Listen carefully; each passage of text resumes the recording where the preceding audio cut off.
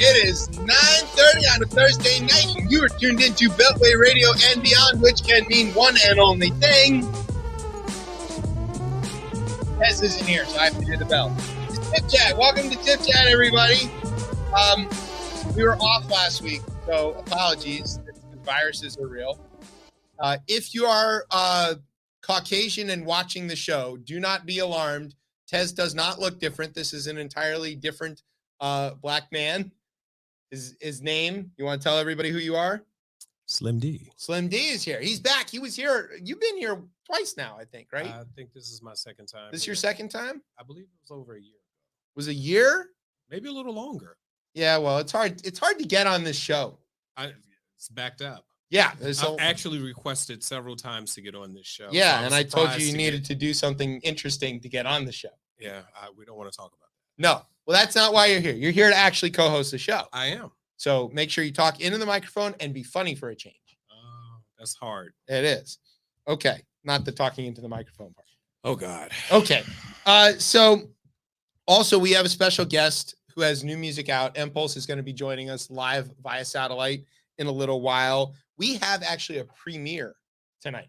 He has a new video of the next single off of his new record that the record itself has not even come out. Just one song off of it has come out. The second one dropped today, and we have it, which is cool. It's good to know people. It is. We also have another special guest. We have, how do we explain this? The unstoppable crazy train of Congress. Thanks, Ozzy. Means that we need to check in with our intrepid Hill reporter, the Texas Tip. So we will be checking in with him. He is live on Capitol Hill with a bunch of information that we are going to need to know about. Everybody needs to know about. It's going to be, there's a Johnson. Don't get too excited. No. It's not Dusty Johnson. It's a real congressperson, by the way, called Dusty Johnson. For the record, Michigan has done nothing wrong. Until you prove otherwise, we're sticking to it. Is that what we're going to go with? Guilty until proven innocent? No. Maybe. No. Innocent until proven guilty. St. Jimmy of Ann Arbor would never do what you're alleging he's done, and you're all a bunch of crazy Ohio people for saying that. I don't know. It's a conspiracy against me, of course. Always. Yeah, everything is. All right. So we are going to have a special segment about that, where it's just going to be 20 minutes of me explaining that Michigan didn't do anything wrong. I don't even have to have any actual notes or allegations or even what I'm arguing about. No, this is something that really excites you. All you got to know is we didn't do it. Whatever they said we did, we ain't did it. Yeah, you probably did. You probably actually led it. No comment. Anyway. It's going to be great. Also, if you call Domino's, too bad. They're all falling at the moment. I got to ding myself for that.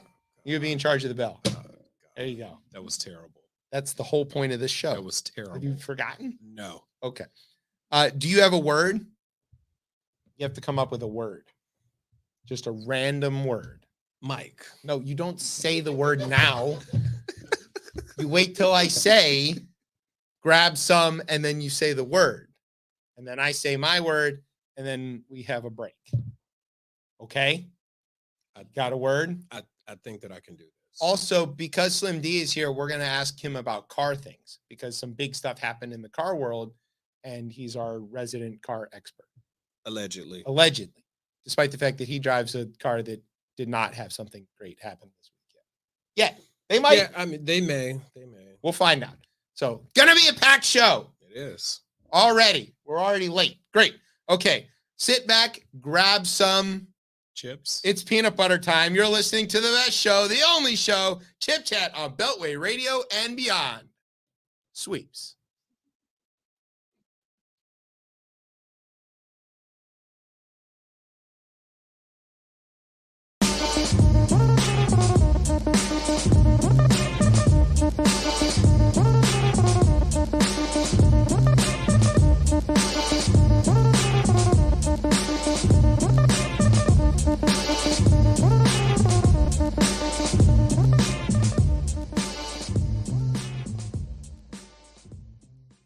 right, welcome back to Chip Get here at Billy Radio and Beyond. I'm your host, Chip. That was bad. You can go ahead and open it. It's just gonna make a lot of pop. People are gonna know we're having fun on the show. No, that's not the goal. We're supposed to talk about former President Donald Trump. Yeah, the former guy. This one is called The Dominoes Just Keep Falling. Okay, so what we didn't get to cover last week, which is, I guess it's maybe a good thing that we took off, is because last week only 2 people connected to Trump's attempt to overturn the election had pled guilty. But that number has increased. So last week, Sidney Powell, most notably known for wearing leopard print on purpose. It's weird. Like at a press conference, pled guilty. And by the way she talks, it was the longest guilty plea ever. I'd like to say that Hugo Chavez and the Chinese government and my hairdresser from outside of Dallas have all pled guilty to my terrible fashion choices. You really enjoyed this, didn't you? It was funny, but it was kind of like, well, yeah, of course she's going to plead guilty. She's guilty. And she doesn't want to go to jail for this, orange sack of shit. So do you have any warnings for me since I'm going to Fulton County tomorrow? Oh, Is there anything that you need me to do down there? Say hi to DC native Fonnie Willis. Will do. You can let her know that I will call her back eventually. I just haven't had a chance. She's not actually DC native. She was born in California, but she moved here when she was in first grade. So we'll claim her. Yeah, okay. We'll take it. She went to Howard too. So okay. Yeah, we'll take her. So yeah, say what's up. So the Kraken pled guilty. Mm-hmm. And then we're like, well, what good is a Kraken without some cheese? So the cheese man, Ken Cheese Bro, the Cheese Bro was like, yeah, I'd like to plead guilty too. Where do I sign up for that? Right? And the judge is like, well, which things do you want to plead guilty to? And he's like, all of them. And they're like, how about just most of them? So in both cases, they cut a deal that said, we'll plead guilty to like misdemeanor versions of the actual felonies that we committed. And Fonnie Willis was like, you got to give us a bunch of money. You have to plead guilty.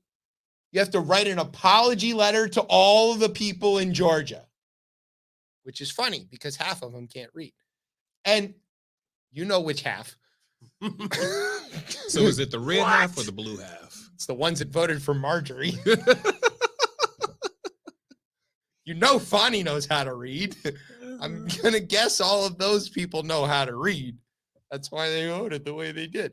So, and you have to write an apology to everybody in Georgia. And most importantly, you have to testify truthfully in everything else we ask you from the rest of forever. And not just what we ask you here in Fulton County, said Fonnie Willis, but what anybody asks you, namely Jack Smith. So Cheese Bro was like, yeah, I'm going to be guilty. And that kind of like that, it didn't shock me because like he's young enough. He still wants to have a career. He's a Harvard educated lawyer. He definitely knows better. It's true. And it kind of struck me that like when raving lunatics like Sidney Powell plead guilty in your RICO case, you're like, well, yeah, but who's going to believe her? She's a raving lunatic. But when the Harvard lawyer, who nobody had heard of until it turned out he wrote the entire plan of how to overthrow the government, is like, yeah, I'll plead guilty. You should be worried if you're Donald Trump. You should be very worried because this guy literally knows. Do you think that he is really worried, though? Yes, as evidenced by how much he's been flipping out in the last week. He even stormed out of court. We're going to talk about that later. Yeah. Yeah. So, like, Cheese Bro was like, yeah, I'll put some provolone on that one. And he's out. He says, I'll plead guilty and I'll tell everybody everything I know. And everybody is like, all right, cool. We expected that. Both of them had asked to move up their trial date. They both asked for that speedy trial stuff, and it seemed like they were either going to get found guilty or plead. So do you think that they set out to snitch on themselves? How do you think that this all planned out? I think they wanted to see how far they could get and what kind of a deal they could get out of the prosecutors. And the prosecutors, I don't think either of them had any intention to go to trial. No, I think they had every intention to plead eventually, but they wanted to see what they could extract. Okay. And the prosecutors really wanted this plea deal as well, not only because it saves them a lot of time and not having to go to court and, nail these idiots to the wall, but also if they go to court to put Powell and Cheesebro in jail, they have to show all their evidence. And then Trump could use that to try to, cobble together some defense in his trial. But by doing these plea deals, they don't have to show anything. I mean, they had to give it over in discovery, but as we found out, Trump's lawyers are fucking awful at their jobs. They checked bench trial when they meant jury trial. Did you really expect them to check something else? No. As a matter of fact, when we get to that bit later, where the judge in New York is like throwing $10,000 fines at everybody who looks at him sideways. They're like, what did they think was going to happen? So anyway, all right. So we're like, cool. Like that was kind of expected. But then this week, early this week, another domino falls. And it's not one that I expected. Why not? Because she looked less crazy than the rest of them. So less crazy when we're describing them as a whole. The entire Trump legal defense team, which I want to point out, were often introduced together by Donald Trump. Yes. Since they've all pled guilty, guess what he said about them? They're incompetent. I've never met them. I don't know these people. I've never heard of them. They asked me to do stuff for them. The things that he writes on Truth Social are like if you gave a 5-year-old a dictaphone and let him just say anything he wanted to. It's completely crazy. But none of this is shocking. No, none of it's shocking. It's but hilarious, it's funny. actually. Yeah. It's not this is not breaking news. This is just funny. So Jenna Ellis, the third lawyer, she's a lawyer.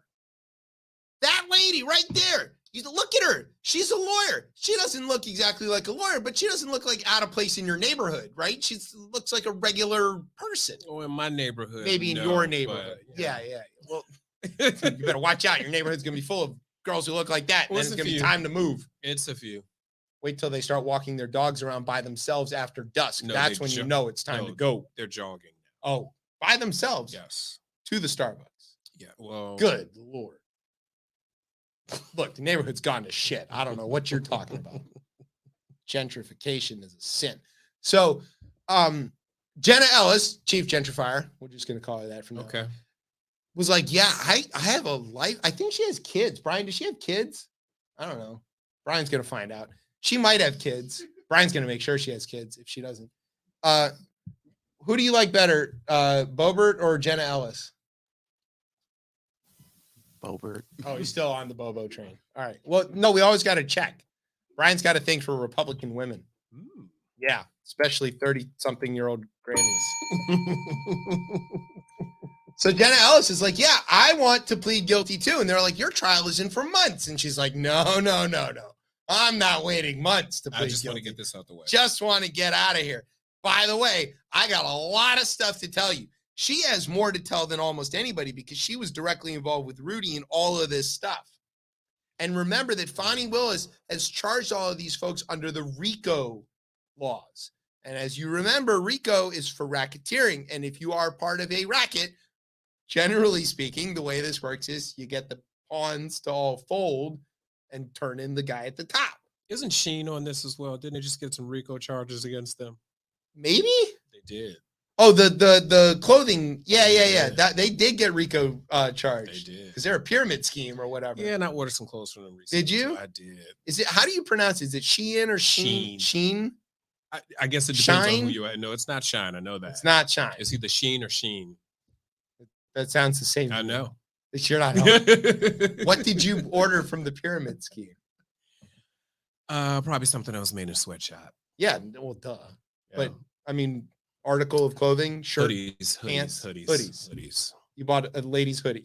No, I bought male hoodies. Oh, But the lady hoodies I don't think is comfy because the male hoodies are really cheap. Wait, how does that track? So the male ones are supposed to be thicker. The females are the material was thinner. Okay, because they don't need protection from the cold. Listen, I didn't make this up.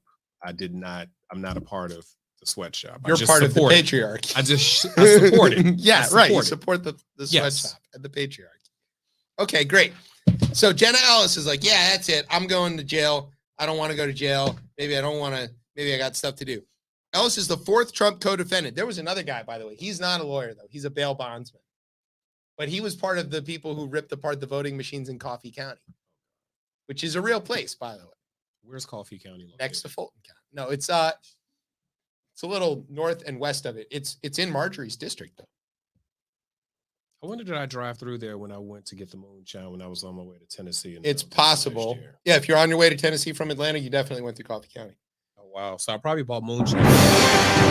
Breaking news. Also, don't get out of the car in Coffee County. All right, Jenna Ellis. She has 2 sons, but here's the surprising. She has 2 husbands, too. Whoa, at the same damn time? No. Oh. She was married briefly to one person before her current husband. So Gotcha. Right. So there you go. She was like, I don't want to still go for Bobo anyway. Still picking Bobo. Yeah. So she didn't want to be away from her second husband forever. So she turned state's evidence. He was like, God damn it. Almost got rid of her. It would have been great, right? She go to jail. He gets to keep the kids. Everything's perfect. You want to be married to somebody who tried to overthrow the government? They probably talked about it at night. They did, because one of the noticeable things about Jenna Ellis's plea that was different from everybody else's is she cried. Do you think it was real tears, or do you think it was Karen tears? Oh, no, it was real. But why is this funny? Because on Twitter, when she used to say things like, Trump won and you liberals are just sad about it or whatever. Do you follow her on Twitter? No. Somebody responded back. I think it was the Tiedrick guy was like, you're a crazy person who tried to overthrow the government. And her response was, quote, cry more. And it sounds like something you would say, cry more. Yeah, but now she's crying. I'm not crying. She's crying. Now it's Jenna's turn to cry. Yeah, right.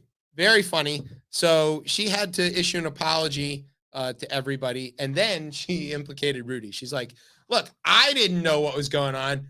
Rudy told me what to say. Good old Rudy. Rudy.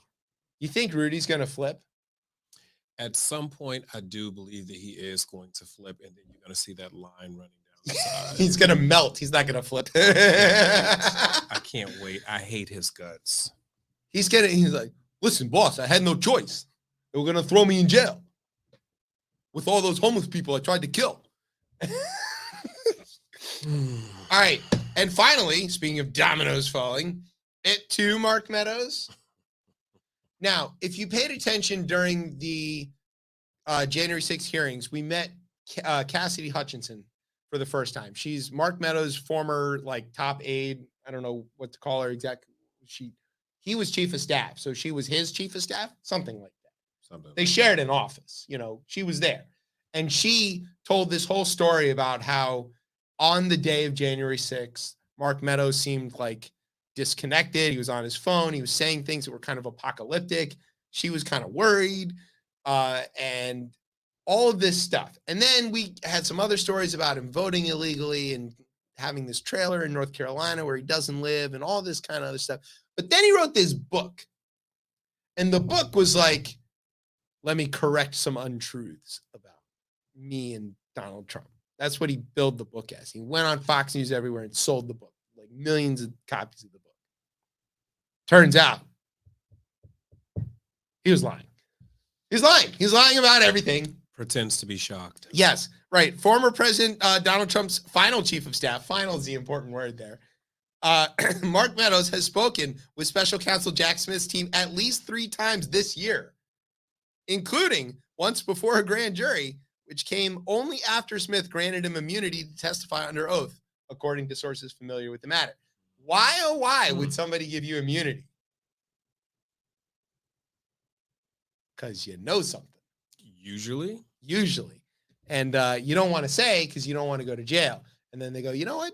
We'll let you go. You just tell us about what the other guy did. This is going to be interesting. Keep going. According to sources, Meadows also told federal investigators that Trump was being, quote, dishonest with the public when he first claimed to have won the election only hours after polls closed November 3rd of 2020. Shocking. He had to say that part under oath, though. He was being dishonest. Obviously, we didn't win, a source quoted Meadows as saying. Right. Obviously.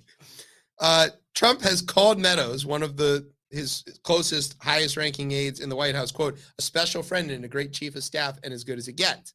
Although I can guarantee you that the second this stuff, comes into real court and gets used as evidence, Trump's going to be like, I never heard of him. Mark Meadows is nobody. Yeah. I've never even met the guy before. I've never met the guy. You'll be like, what's all these pictures of you? And look, I shake a lot of hands. A lot of people want to meet me. It's just like. When did you get his voice down packed like that? I don't know. It's because it was not like this years ago. I didn't want to get good at that one. I get good at some of these because I work at it. And then other ones, it just sort of happens. But do you have the hand gesture too? Yeah, the hand the thing with Trump is that you got to do the hand, the weird accordion thing. But you also have to ball your lips up in the perfect O. Yeah. Wrong. You're wrong. False. Right. Yeah. You are fake news. You also have to be kind of like demonstratively, for a guy with very small hands, he's really into using his hands for a lot of stuff. He's very descriptive with his hands. But he's not Italian or Jewish. I don't know where he got this whole thing from. Nasty woman. Nasty woman. I love the nasty woman thing. Of all the things that he's called people. So he's got this, running list of insults and weird names. Today he was all on Maggie Haberman. He called her Maggot Hagerman. I don't know why that's. I really am not kidding when he sounds like an elementary school kid, trying out insults. He got really hung up on saying that Michael Cohen choked, except he spelled it chalked, CHOCKED. And he did that maybe once several posts ago, and everybody called him on it. And then just like the Kofefi thing, he didn't say I mistyped or just retype it correctly the next time. He stuck to it. So now every time he talks about somebody choking, he spells it chalked. Like you do to your wheels. He's such a psychopath. He's hilarious. Yeah, he is. But also a good 70-something million of your fellow Americans believe that this man is the Messiah. It's probably more than that. It might be by now. Although, I don't know. Normally, the numbers go up every election, right? Because the population expands. But the core demographic that votes for Trump has decreased drastically since the last election, due in large part to COVID and their refusal to do anything sensible about it. And two, they're old and they're gonna die. So they're not gonna vote. Also, Trump told everybody not to vote. It's don't worry about voting. We have plenty of votes. That's literally what he said. Watch the other people vote is what he told them. Oh, God. It's pretty good. Okay, here's what we're going to do. We're going to take a break. While we take a break, we're going to play a song from our guest tonight. Not one of his new songs, but a good song. Is this the new video too? This is not the new video. This is just this is an older but very good video. Okay. So we're going to play that. And when we come back, we're going to have the rundown with the special Texas Tip Congress edition. Y'all ready for this? It's going to be amazing. All right, you're listening to Chip Chat on Beltway Radio and beyond. Sweeps.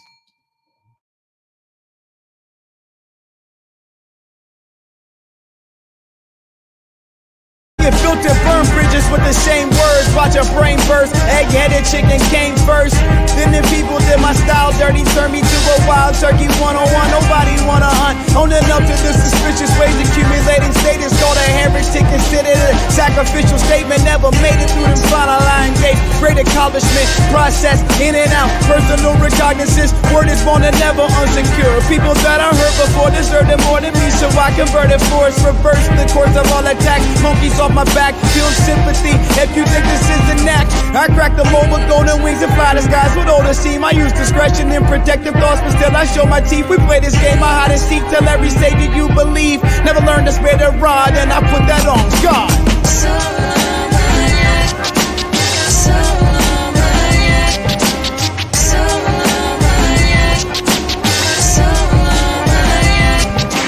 Prayers in your thoughts for every victim, you forgot I let the guilt strike. I'm silently confine them to the clock. Not the type to stop the voices, but choices that provide an all destructive in the nature. They're also quite exciting, biting the dry, the hide of the last bison that died, fighting the proudest and loudest. The pride that's on the dying nicest. My advice is always better. I have little emotion, disassociated normally, misfortune in the focus.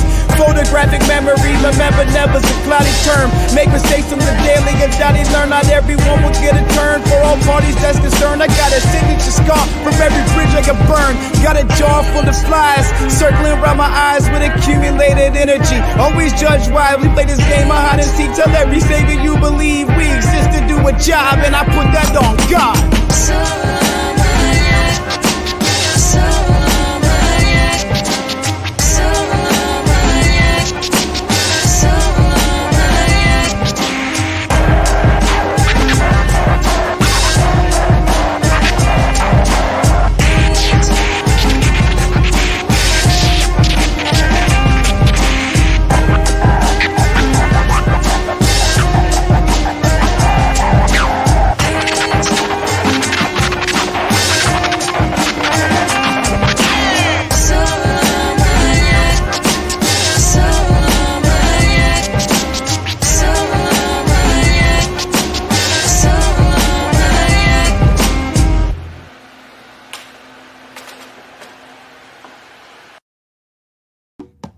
I don't want to see him kissing goblins, ingratiating goblins, in bed with a goblin. I don't want to see him kissing goblins, succubus with goblins, ingratiating goblins, in bed with a goblin. I don't want to see him kissing goblins, ingratiating goblins, in bed with a goblin. I don't want to see him kissing goblins, ingratiating goblins, in bed with a goblin. Dump it. Charging into a goblin's nest, some goblin vomit and slop and blood on it, especially up to his ankles. Trump charging into a goblin's nest, some goblin vomit and slop. Goblin vomit and slop. I'm not expecting him to not get dirty. Slop. Kissing goblins, ingratiating goblins, succubus with goblins, in bed with a goblin. Kissing goblins, ingratiating goblins. I just want to catch him in bed with a goblin, in bed with a goblin, in bed with a goblin, in bed with a goblin. I just want to catch him in bed with a goblin, bed with a goblin, bed with a goblin, bed with a goblin.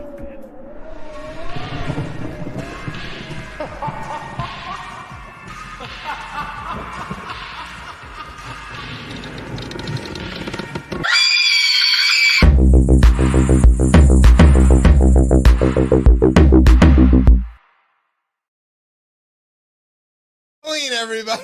Welcome back to Chip Chat And here we're back. on Beltway Radio and beyond. I'm your host, Chip. With me is Slim D. Say hi to the people. In the flesh. There you go. Oh, easy there. I don't know what kind of show you think we're doing here. Speaking of which, we're about to talk to a guy called the Texas Tip. Okay, so Congress is in chaos. Specifically, the House is in chaos. Before we get to our intrepid Hill reporter, I do want to read an interesting story. Weirdly, I got this out of the Daily Mail, which is from the UK, but the quote was here in America.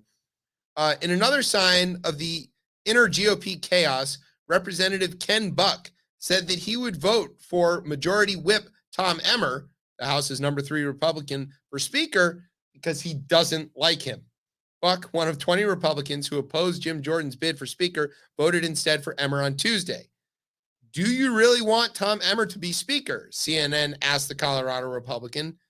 No, I don't like Tom Emmer, Buck replied. Okay. I figured this would be the worst job in America. Mike Rowe would not want to do this for his TV show. So he was like, yeah, fuck that guy. I'm going to make him Speaker. This is a train wreck. Yes. And it got substantially worse because they finally did elect the Speaker. Speaking of which, Mike Johnson is the new Speaker. He's been called Jim Jordan with the jacket. That's about the only difference. And better hair. They say he has better hair. Yeah, I didn't write that one. He was the one who filed the court brief to decertify the electors. So, believes in democracy that he's nominally about to be in charge of. As Alexandra Petri noted in the Post, in a weird twist reversal, he actually believes in the outcome of elections now. Oh, Because shocking. he's won one. Okay, he looks like a stock photo of, quote, congressman. Not congressman, congressman. If you go to your Spirit Hollywood or Spirit Halloween, is that what it is? Yeah. Spirit Halloween. And you go like, yes, I'll take one congressman outfit, please. You get Mike Johnson. Hilarious. He's from Louisiana. Doesn't blue sound state. like it, but he's from Louisiana. He also made this great joke about how his wife had spent all week on her knees and she was very worn out. Oh, Then he God. clarified it was about praying. To Then who? Don't know. Definitely he will get vacated within a year. There you go. Okay. Joining us. Oh, wow. Yeah. Joining us live from Capitol Hill is our intrepid Hill reporter who isn't Matt Laszlo, the Texas Tip. Welcome, Tip. Y'all need Jesus in your life. Yes. That's all I have to say. But look, Chip, I'm mad. I'm big mad. Just as soon as I sign my lease on the speaker suite and I get my little money-making idea up and running in that space, you can see it right there. Yes. We I come see it. along and we elect a speaker. Disgraceful. Hurting the economy. Bad for business. I'm just a small business entrepreneur out here trying to make the economy work, and they ruined it by electing a speaker right in the home stretch of when my business was going to go gangbusters. Couldn't wait till November 1st. I would have cleared out faster than Nancy Pelosi. Nope. Get out now. We need the space. Well, that leads us to the topic of the day. This. Oh. Yeah. Mike But Johnson. enough about my trials and tribulations. Let's talk about the new speaker, Mike Johnson. Yeah. Honestly, it was just a matter of time until the members elected a Johnson to lead this body.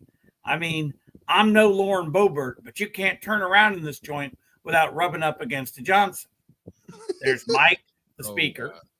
Ron, the senator from Wisconsin, Hank, the Buddhist from Georgia, who's worried about the equilibrium of Guam, Bill from Ohio, and then there was my personal choice for speaker, but he just couldn't get his support up in time. Dusty Johnson. I hear that he had the support of our good buddy Richard Hudson, the NRCC chair. Yeah. But Congress isn't just limited to today's Johnsons, Mike. There's a rich history of Johnsons rising to the occasion to serve their nation as members. I mean, just off the top of my head, there are two Alberts, former VP Andrew, a guy named Cave, another guy named Gove, a dude named Biz with two Z's, more Henrys than you can shake a stick at, enough Jameses to have a starting five on the court with a six-man off the bench, Jed and Judd Jr. from Oklahoma, Lee Leroy Luther, and former VP and POTUS Linden, who, as you know, Johnson. Yeah. I mean, there's been a Magnus, a Noadiah, a Noble, a Royal, and then my two personal favorites, Richard Mentor Johnson and William Richard Johnson. But Yes. You're right. We're here to talk about Mike Johnson, former Republican Study Committee chairman, former Republican conference chair, and now the speaker. Been a member since 2016. Never really been challenged in his district. It's unclear if he can rise to meet this new challenge, and that he's never really faced anything like this before. Top GOP hands hope, and this is a direct quote from a well-placed insider, that he is, quote, a grower, not a shower, particularly since he hadn't shown us much, at least not yet. But you have questions, I reckon, so, why don't we open with those? All right. So, as the foremost Johnson expert on the panel, Johnson and Johnson. yeah, shout out to my vaccine that brought my smell and taste back. I took the Johnson. Not the same guy, though, right? Different one. Yeah. How much magic does this Johnson have in the tank? Well, right now, he seems to have a lot of magic in the tank. Everybody seems to be on board with Johnson. even the ladies are back in his bid. Yeah, I saw the shut up lady. Who was that lady who was yelling shut up? Virginia Oh, that's Fox? Virginia Fox. Yeah. That's What Virginia the Fox. hell is wrong with her? Well, she takes a little bit of umbrage at pushy reporters, and so you got to be careful when she. I mean, look, Let's be clear. Virginia What Fox she was had saying. Virginia Shut up Fox is about. here for two things: knit sweaters and tell reporters to go to hell. And she's Yeah. all out of yarn. Right. So maybe a trip to what Mike. was she yelling shut up about? They kept asking Mike Johnson about his position on the issues, which, as you know, is completely unfair. Everyone knows that you get like, I don't know, weeks, if not months, before you have to answer those kinds of questions to Speaker of the House. Sure. He's obviously well prepared for the job if he needs an old lady named Virginia yelling shut up on his behalf. Well, I will say this. The best quote, I think, I mean, there have been so many great quotes and things to come out of this whole election thing. I mean, Harriet Hageman showed up at one of the Republican conferences with a lasso and said she was there to help round up votes for, I don't know, maybe it was Jim Jordan. Who knows? That was during Jim Jordan's second one. Yeah, that's true. I mean, somebody asked Kathy McMorris Rogers why no women were running for speaker, and she said, "We're smarter than that." Also true. I mean, you can't argue with that. She's right. Okay, so of the people who did not win but did receive votes in the last several actual House floor roll call votes, right? Yeah. Several people voted for Kevin McCarthy again, even though he wasn't still running and they didn't want. Several voted for Steve Scalise in protest. Yep. Voted for some rando other congressman. Who was there was Lee Zeldin, former member from New York, that the New York moderates voted for. Yes, but who also, former speaker, received the vote during this John election? Boehner. That's right. John Boehner received the vote for speaker again. He could be heard yelling from Ohio, "Oh, hell no, I'm not doing that shit again." That dude's got his pack of smokes and his red wine, and he's making a ton of money selling weed. What a shit show. Yeah, he's got like a major cannabis operation going. In Ohio? I mean, I don't know if it's in Ohio, but he's like the big money. It's not in Ohio. Yeah, it's pretty hard to sell weed in America all the time. That's a good life. Despite what that dealer on the corner told you, it's pretty hard to sell weed in America. Yeah, well, not for John Boehner. He's making a killing at it. Also, I think his wife owns the tobacco companies, which is true. Heavily involved. Yeah. Okay, Tip, what can we expect the Johnson speakership to be like? Is it going to be kind of a hard charging sort of Johnson speakership, or more of a softer, easy landing kind of Johnson speakership? Well, I think the most important thing, Chip, is that it's going to be a hands-on speakership. He's a hands-on Johnson kind of guy. Before legislation is considered on the floor, all of the members are going to have to gather in a prayer circle and lay hands on the bill so they can feel what God wants them to do with that particular piece of legislation. That's right. You know, it doesn't matter if it's renaming a post office after Deputy J. Edgar Bucknuckle or passing the Energy and Water Appropriations Bill. WWJW. What does Jesus want? There was a congressman who made a claim that God's hand was behind Matt Gaetz crashing Congress just so that Mike Johnson could become speaker. And if you don't God's see hand behind Matt Gaetz calling the chair of the Ways and Means Committee a closeted homosexual? I don't know where God's hands were with Matt Gaetz, but I know where his. I don't know where Matt Gaetz' hands were, for that matter. Yeah. Okay, so does Matt Gaetz still actually control Congress? Yes, in that he is willing to do anything to anyone. Yeah, that seemed evidently clear. Well, I mean, you know what they say about the difference between Congress and the Library of Congress, don't you, Chip? No.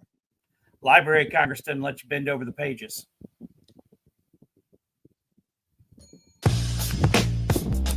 That's a Mark Foley joke. Yeah, it is. Hell, Anybody it has could have to been a Matt jokes. Gates joke if we still had pages, but My guess is that pages are a little too old for Matt Gates. yeah, maybe. Maybe. I don't know. Some of the younger ones, I guess. I don't know what the cutoff is these days. According to his We had landmark. 14 and 15-year-olds. Okay, yeah, Matt Gates is in. That sounds like a real R. Kelly. 100%. Okay, before we let you go, Tip, we do want to know what sort of inside dirt is there. I mean, nobody knows who this guy is. Is he a very clean sort of Johnson, or is he maybe a bit of a dirty Johnson that we just don't know about? Well, I mean, there have been rumors that he does have some Hispanic blood in his background, which would make him a dirty Sanchez. But, that's unproven at this time.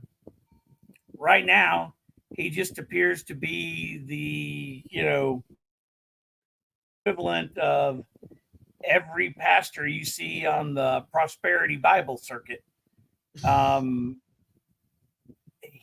He looks to be bulletproof right now, but time will tell. Yeah, what's going to happen when he has to preside over the results of the next election? Uh-oh, we froze the Tip. We Hear broke you. it. Can you hear me? Yes, we can. There we Go go. ahead. I'm sorry. What was your question? The question is, what will happen when he has to preside over the certification of the results of the next election? Oh, you think he'll make it that long? Shit. I don't know. Is he a short or a long Johnson? Look, he's white. Slim D will tell you what that means. And he's not Jewish either. Yeah, right. Oh, thank God. So We've got enough problems these days. We're not claiming any of this other y'all stuff. can pull out your measuring sticks on that one, boys, but I don't think I have to explain it. Oh God. No. Do you have any questions about the incoming Johnson? I am all set on the incoming Johnson. How do you feel about incoming Johnson? The Johnson is fine. Yeah. Are you an incoming Johnson or a outgoing Johnson Depends sort on of what guy? day of the week it is. Is it? That's I do- when he finally loses his speakership, he'll be an outgoing Johnson. He'll have been in and out like every other Johnson. Or around the way Johnson. Oh No, hey there. We do have It would be really terrible if someone had to reach around him and yank him back. right. Oh, we have the theme song? yeah, we have a theme song for the incoming speaker. Oh, we do. Okay. Well, I don't get a theme song, but No, this you Johnson never- gets a theme song. All right. No, you're not a Johnson. You don't get a theme song. Okay, Brian, what's the Johnson theme song? Here we go. This dick! And that's just about his voting record. Oh, yeah, right. All right, Tip. Here's what we're gonna do. We're gonna take a break, and we're gonna let you go dig up more dirt on this Johnson. Let me tell you. I mean, I'm already neck deep in Johnson's. God. All right. I mean, I can't even turn my head without getting hit by a Johnson. Yeah, there's way too many Johnsons in Congress. No wonder no women wanted to run for speaker. Okay, here's what we're going to do. We're going to take a break. We're going to let the Tip go. We're going to listen to or play a song from our guest who should be coming up shortly. You are listening to Chip Chat on Beltway Radio and beyond. Yeah. Johnson.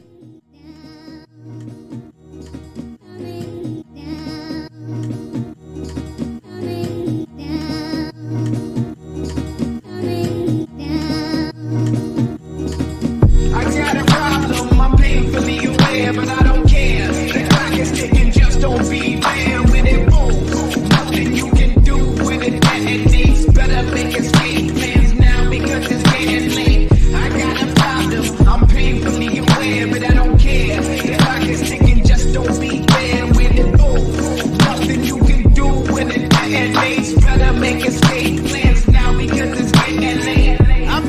talk about myself for the interim.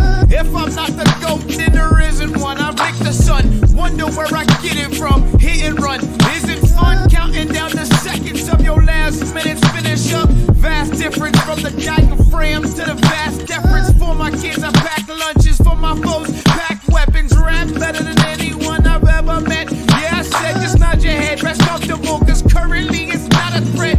Threads that I'm hanging on is weathered, so I watch my step. Many things we're dying for, one of them is not a rep. The potter left the shop, and we remodeled all this clay. Attacking what you built, till you watch it fall away. It's all decay, okay, can't cater to the cattle till it's time to eat. Grinding beef, laying all the bammers once I find my sheep. If you live the pain inflicted, gonna hit you kinda deep. Forensics can't identify the skull, cause they can't find the teeth. They can't find the teeth.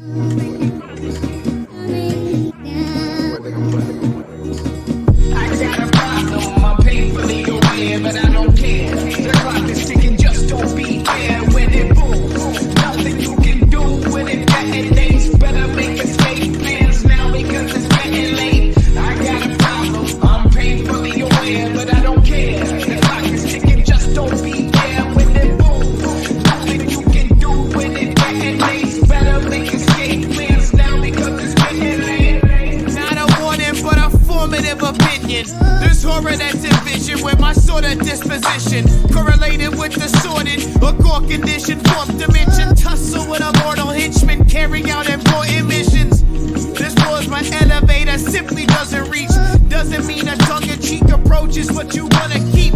Underneath it all, it's microscopic. Bear in mind, I'm misanthropic. Don't think that I will whoop you cause your kids is watching. This is not negotiation. You don't get an option, daring you to diss me even privately. Booking and rocking when it's locked and loaded. Hold your focus on your over whip. Notice hesitation when you close your fist. Open it. Go and get whoever gassed you up with grand illusions and abuse them. They're not your fan to watch they man lose their bamboozle. Can't fool you, blam through you, blend you kinda deep. Forensics can't identify the body, they can't find them. Me is Slim D. In the flesh. Yeah, okay. You're Built working in. on that. Yeah. Nailed it. You watch that show? No, I do not. I love that show. I hate that show. My wife watches it with the kids. The kids love it. Of course they do. Think They're this little is mice. so much fun. No, they have such a good time with like look at that cake. Oh no, look at that cake. And then they go, look, they did a bad job. That's nailed it. And we go, right. That's the joke. We get it. And they do it over and over and over again. Yeah, but it's still funny. I don't know why. I mean, you don't have any expectations, right? Like each time you see it, you know all the bakers are bad. I can't wait for your kids to get old enough to annoy you. I mean, they don't annoy me now, but they are pretty funny. I don't think that they probably ever will because you probably just have that personality where you just can't be annoyed by your kids. I think it's funny. Well, no, I can be annoyed by kids, but like they're yours, not kids. Yeah, I don't know. They're pretty. I don't know. The middle one, she's got really good like comedic timing, and she gets it. She knows how to be funny, and she writes good jokes. The older one struggles at it, but she's getting there.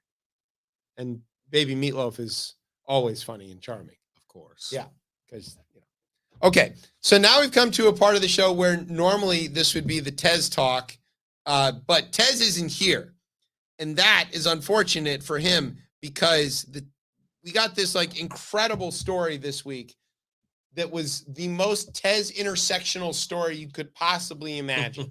Look at these dead ass birds. There you go. So to let everybody know, if you don't know, Tez loves golf, like a lot. Like he plays basically every week. Maybe he would play every day if you let him. Like the guy loves to golf. The other thing he cares a lot about is climate change. So he's at a crossroad with this one. Yes. So usually this segment is about how climate change is bad and it's coming for us and we're all going to die. Hence the dead ass birds. However, we learned something this week. What did we learn, Slim D? About what? About a golf course. It's in the paper. So I have mixed things about this golf course because I'm not 100% clear on all of these trees. So when I read this, I read the article and I also I looked at an article on Instagram about it, and they said that these trees are just overgrown, almost like weeds. Yeah. And so everyone is in an uproar about 1,262 trees, but Yes. they're saying allegedly that these trees are like weeds that are just overgrown. And Yeah, they're just so going to remove them. Some of them aren't like full-size trees, maybe. They call them just- intruders. Yeah. Or So- maybe they're an invasive species, some of them. Pretty much. I mean, they just are overgrown and they never had the money to do it. So everyone is in an uproar and they're like, oh my God, they're getting ready to cut down 1,200 trees. But they're not really 1,200 trees, is what you're saying. No, it's literally 1,200 weeds 1,200 weeds. that are overgrown and In that have turned DC, into shocking. trees. I wonder why it smells so good. So, to set the scene, there is a park in DC called Rock Creek Park. It's a big park. It's a huge park. And it's long, and there's a lot of stuff in this park. I mean, people use it for all kinds of stuff. There's hiking trails. There's an Carter Barron is there, the amphitheater. There's this big tennis complex. A lot of people don't even know that's there. But there's this, giant tennis stadium with all these courts and all this kind of thing. It's a really nice park. Yeah, there's a lot of stuff, and also inside of it is a whole golf course. It is. Now I know. I didn't know anything about this golf It's been course there for until now. 100 years. It has. I didn't even know they had golf 100 years ago. I'm making that. Of course, they had golf 100 years ago. What else were they going to do with all of those people that they had recently freed? So, in any case, there's this golf course there, and it's in bad shape. It's been neglected for a long time.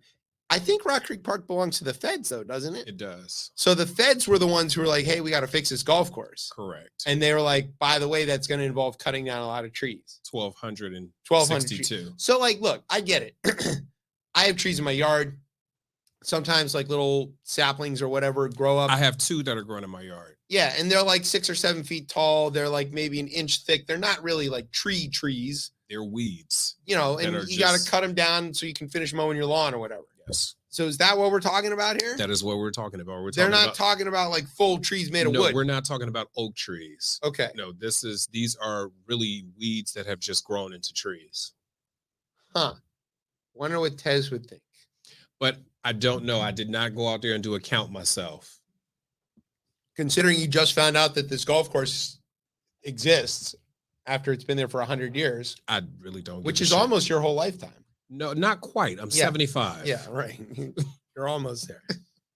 Happy birthday, by the way.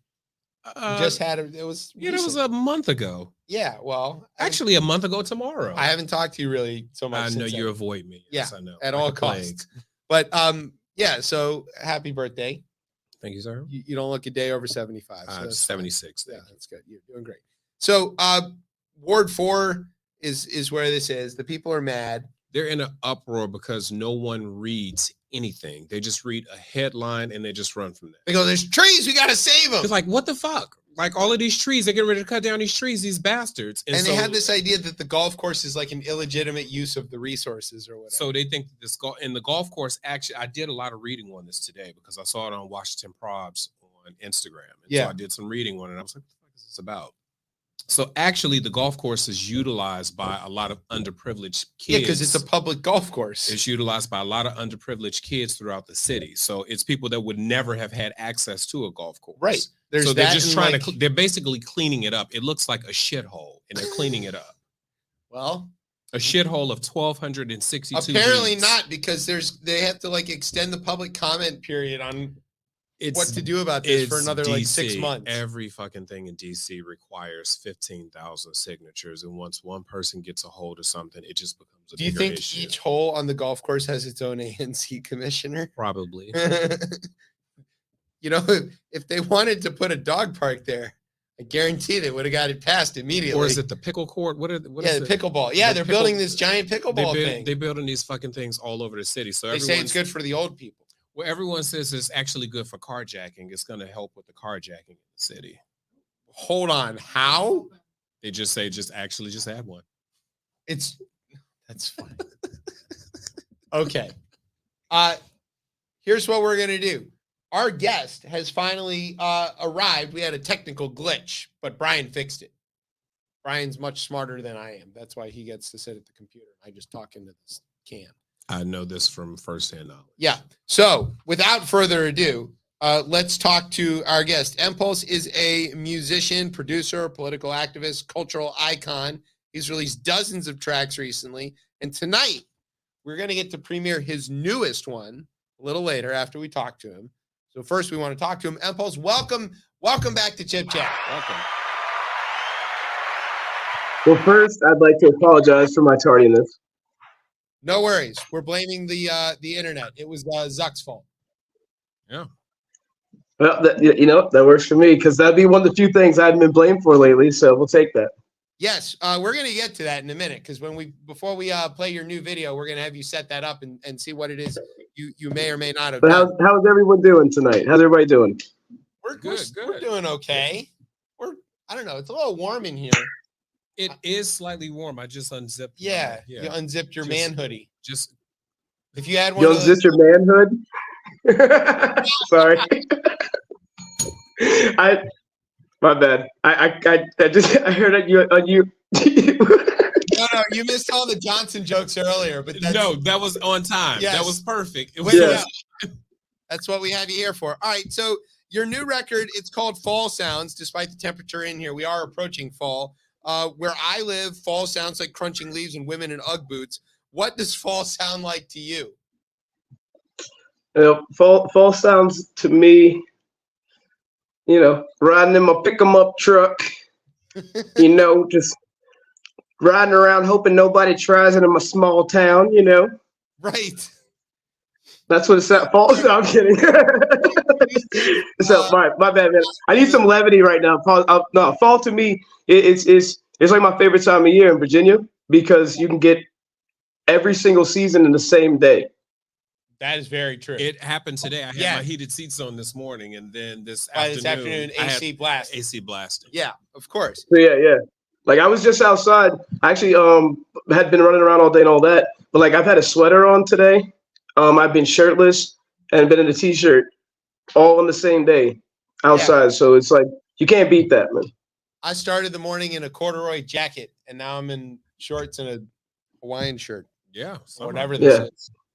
What is this shirt? So to me, the sound of fall is freedom, and and constant movement. There you go. And pumpkin spice. Ugh, gross. That's not a sound, but okay. Oh no, and a candle, and at least one candle with like the word autumn in it. Cause I've got my autumn harvest candle over here. Gross. Don't at me. I don't know I don't know what the sound of this is, but no. You know what this means. You're too proud. You know what this means. On to the interview. We're real journalists, and we're going to continue ahead. The new Teeth video, which we just played, it has a pretty heavy concept, but it's got a very upbeat presentation. And I think it's I think it's probably one of your most radio-ready songs that you've done. How did you come to that?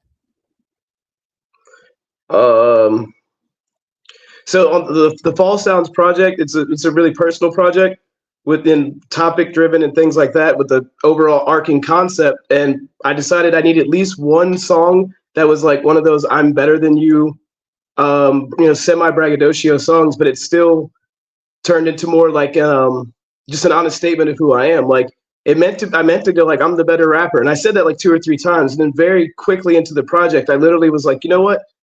This is the only time I get to warn people about my disposition without me looking mean or aggressive. If I make it rhyme, then I can say whatever I want. So here's where I tell everybody, like, my appearance is a warning. Like, I mean what I say. Like, I will do the things I say. I don't make promises. I don't make jokes. Like, take me very seriously. If you're uncomfortable right now, then you're very intelligent. You have self-preservation skills. And so I figured in nature, the way an animal lets you know all that without saying anything is just shows his teeth.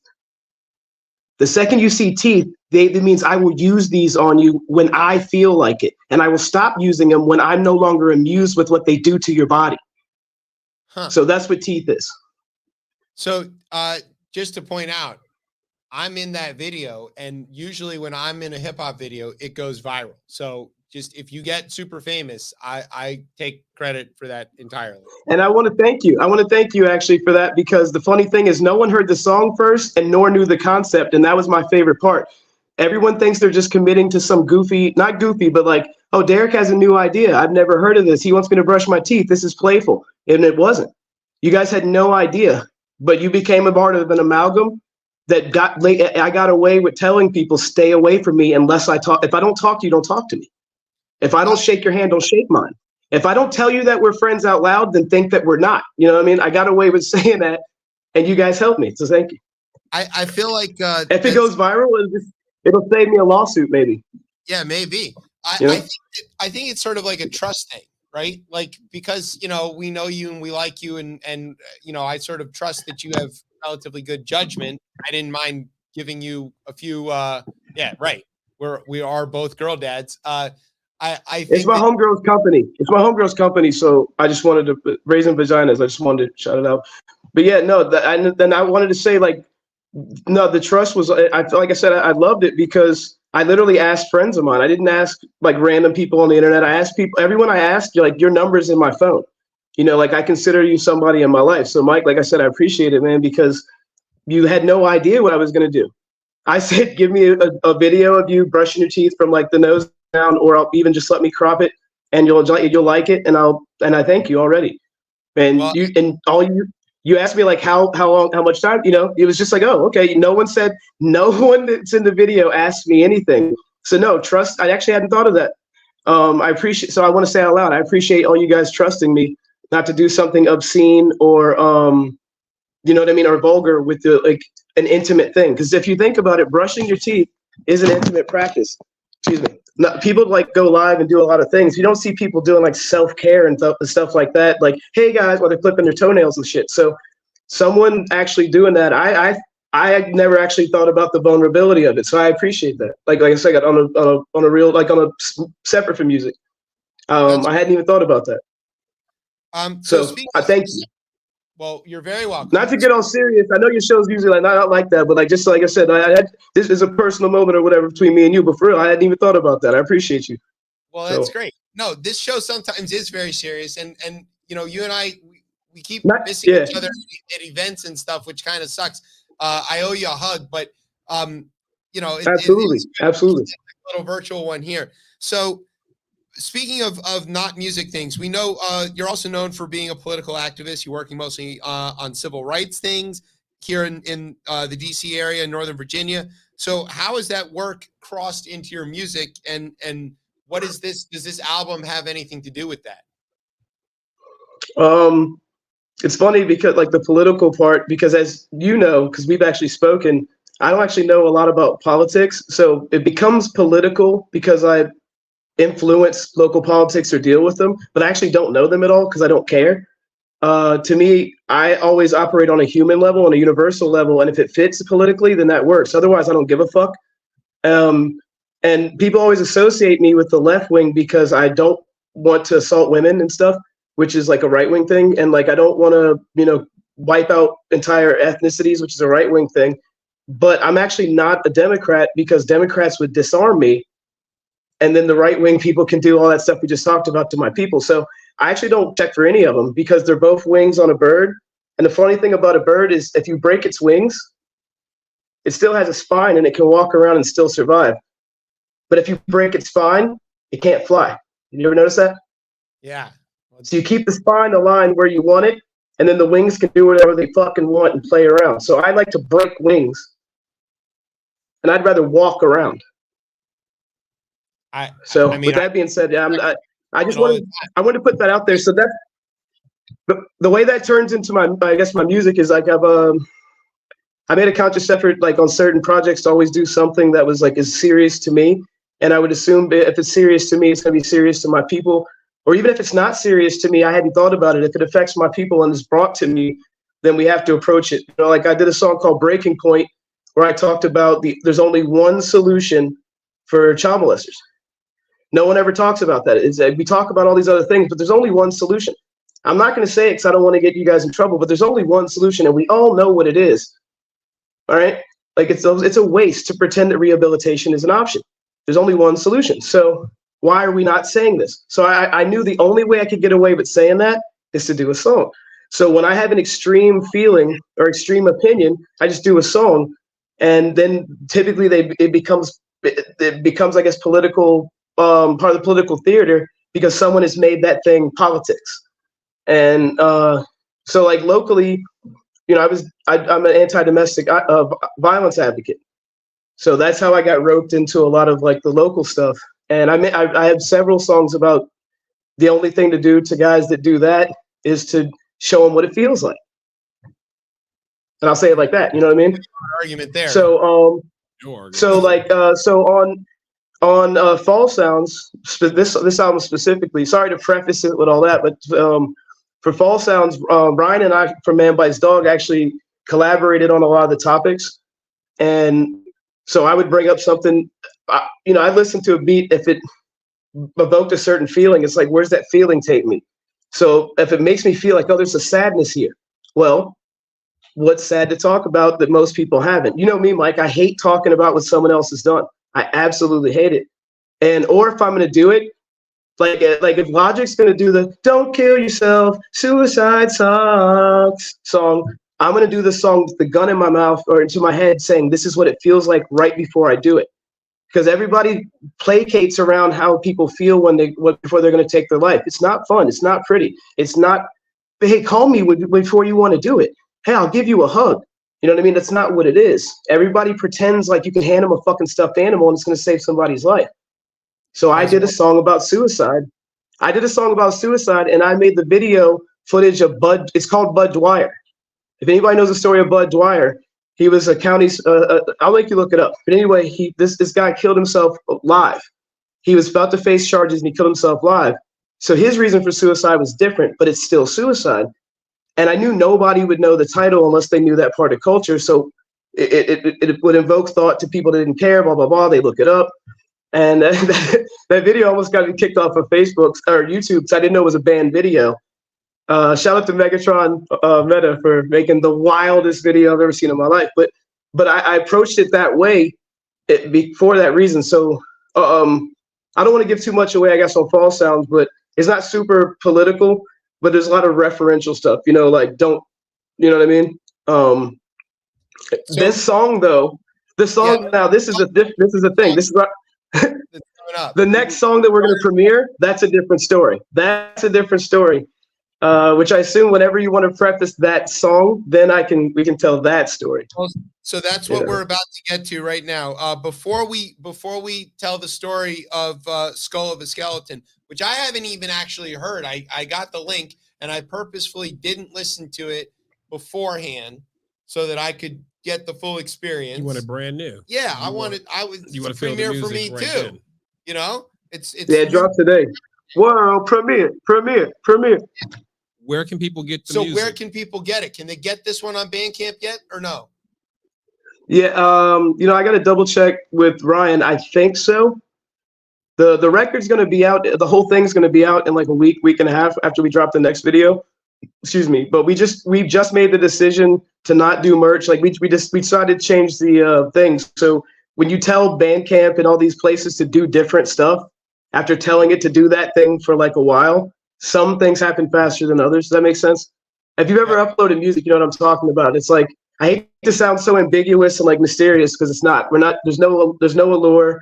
The fourth wall is taken down. Like this shit, sometimes it's all based on like something rendering, you know? So yeah. I do believe you can go get it now. If you can't, obviously watch the video on YouTube. It's on the Man Bites Dog page. The whole project will be on the Man Bites Dog Records page. Obviously, I have my own stuff, but I want to stick to the script, you know what I'm saying, on that one. That's Man Bites Dog. I'm sure people can know how to spell it. There's links here and there. But yeah, that I'm assuming the song is live now. And it'll be on DSPs. I decided to stream this one because all that shit's dying anyway. So I decided to stream this project. So before we get to it, quick special shout out to a few folks. Shout out to Bandcamp, which might not exist in a little while, which is dreadfully sad because if you are a music lover and you are somebody who wants to make sure that the artists that you like get paid, Bandcamp was the way to do it. I try to buy all of my records for artists that I support through there because that's how they get the money. And I don't really do the streaming thing very well. I like actual physical copies or digital downloads. Also, special shout out to the rest of Man Bites Dog Records. We've had many of your label mates on the show over the years, and it's a great record label. I highly recommend you follow them on all the platforms. You are going to be very, very pleased with all of the music that you're going to get access to, and the warnings, or not warnings, whatever, notifications that you get. Hey, new stuff's coming out. Not a warning. It's a notification. New stuff's coming out. Get ready to download it. You're going to love those, and they hit your inbox. You're going to be happy. Shit's dropping. Yeah, new shit's dropping. Okay, so all of that is to say, go follow Man Bites Dog everywhere you can. This new song that we're going to play is called Skull of a Skeleton. Go ahead and set this up for us and explain to us what's going on in this song, in this video, and what it's all about. And don't get us try to make it brief. I'm so languid. No, trust me. My lawyers already told me what I can and can't say, so I'm good. Yeah, so the Skull of a Skeleton is actually the name of a Van Gogh painting, one of my favorite Van Gogh paintings. And this was a song Ryan and I talked about where we wanted to talk about, artists, maybe even, I guess creators in general that weren't appreciated as. Can you guys hear me? Oh, yeah. We good? Just wanted to put full screen so that everybody could hear and see what you were saying. Oh, okay. My bad. Thank you. Sorry about that. Yeah, so this song, Brian and I talked about. I'm looking at the wrong part of my phone too. I've been fucking up the whole time. We wanted to talk about like artists and creators that aren't appreciated during their lifetime, basically, and like people that aren't appreciated during their lifetime, but then like revered in their passing, or like have great reverence by people like generations and centuries later. And so we wrote the song. We did the song like a year and a half ago, something like that, and we decided to shoot videos in August, like late mid 26, 27, something like that. So I tried to shoot like a video for every song. I was shooting 2 and 3 videos a day. I'm an independent contractor, so I took 3 days off and I shot like 9 videos myself, all self-shot by myself. And so I decided I'm gonna listen to each song, write down my ideas, and I'm gonna do it. Rico James, shout out to Rico James. He made every one of these random folders full of video, like files into a video. And for this one, all I kept thinking was, how can I represent feeling taken advantage of? How can I represent feeling like completely misrepresented and hated and all that other stuff? And but my work being utilized every day and revered, and I think I know. So this is a place I've driven by like 1,000 times. I live in the area, and so I was like, "You about to go out?" Yeah. Let me do this. This is live radio. This is how it works. Yeah, I know. I didn't know if the dog was getting walked right now. But yeah. So anyway, let me cut the chase. So I went to the spot. I went to a couple of spots. You'll see in the video. I went to a few spots, and I talked about how I was going to go to those spots on live TV. My stalling was actually to think about what I'm allowed to say.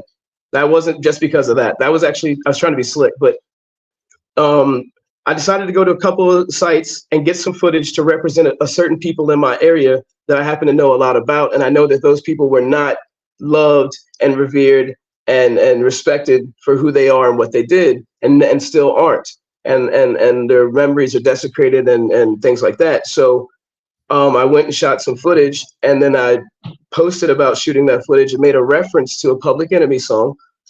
And on my birthday, I was incarcerated for a Class 5 felony. Anyway, you'd be proud to hear that. So and then I got out of jail, and my court date is November the 1st. So I decided to go ahead and make sure the video was out, just to save myself even having to go on my phone and prove that I shot footage for a video, so I could just play the video in court now. Besides the fact that we all can just get to enjoy it, and the song, is and all that. I like I said, I didn't do it just for court, but like I said, this song, like the reason it dropped now is to make sure it came out before court. And like I said, I can't preface it too much till after the court case. I thought I could say a whole lot more, but I have to be careful. So anyway, yeah, I called it Class 5. This is all public, so I can say this. I called it Class 5 because I typed "burn Oatlands burn." It's a plantation, and I referenced the song "Burn Hollywood Burn" by Public Enemy. Right. And so that got deemed as a threat to do like I said, Class 5 felonies. So just keep that in. So yeah, I'm looking at this video. The only reason I'm laughing is because I'm still not completely emotionally comfortable with all this, and I'm kind of PTSD and stuff. So you have to pardon my disassociation. My car got repoed and stuff. Like it's been a crazy couple of days. So anyway, so yeah, this song and video represent me literally saying, having weddings at plantations is bad, and as a black man, it makes me uncomfortable. I can't wait to watch this. So here's what we're gonna do. Like I said, I apologize for having such a disjointed interview. I didn't mean, you know what I mean, but like it's. I actually lost track of time and thought I had like another hour before we were supposed to talk. I just got back from having to pay for my truck getting repo and shit. So, like I said, but it'll make sense. It'll make sense. Like I've been waiting for this video to drop. I'm having like a release right now because I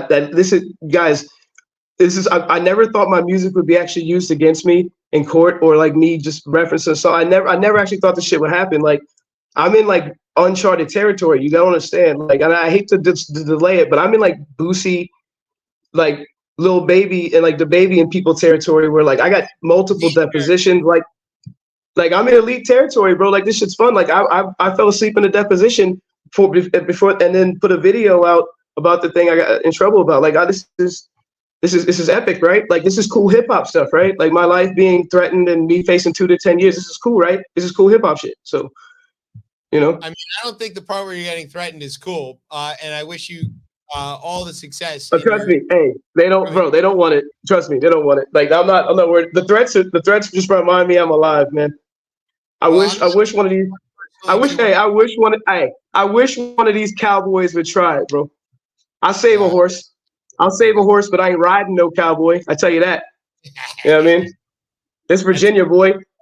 That's Virginia. That never have. Hey, those were not props in that Never Have Enough Guns video. Those were not props. I am not Slim Jesus. Don't worry about it. We didn't think you were. Okay, so here's what we're gonna do.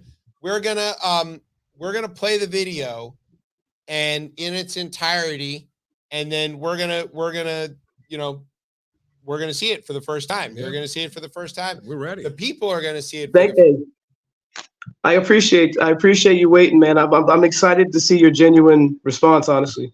Yeah. So then we'll let you know what we think of the video on the backside of this, and then we'll give you one more chance to tell everybody where they can get the music and the records, and then considering the week you have had, hope you can get some sleep tonight. If you can manage it. We don't want to be the thing that keeps you up. So without further ado, you're good. You're good, bro. You're good. Here comes the brand new world premiere of Skull of a Skeleton for the first time live here on Chip Chat on Beltway Radio and beyond.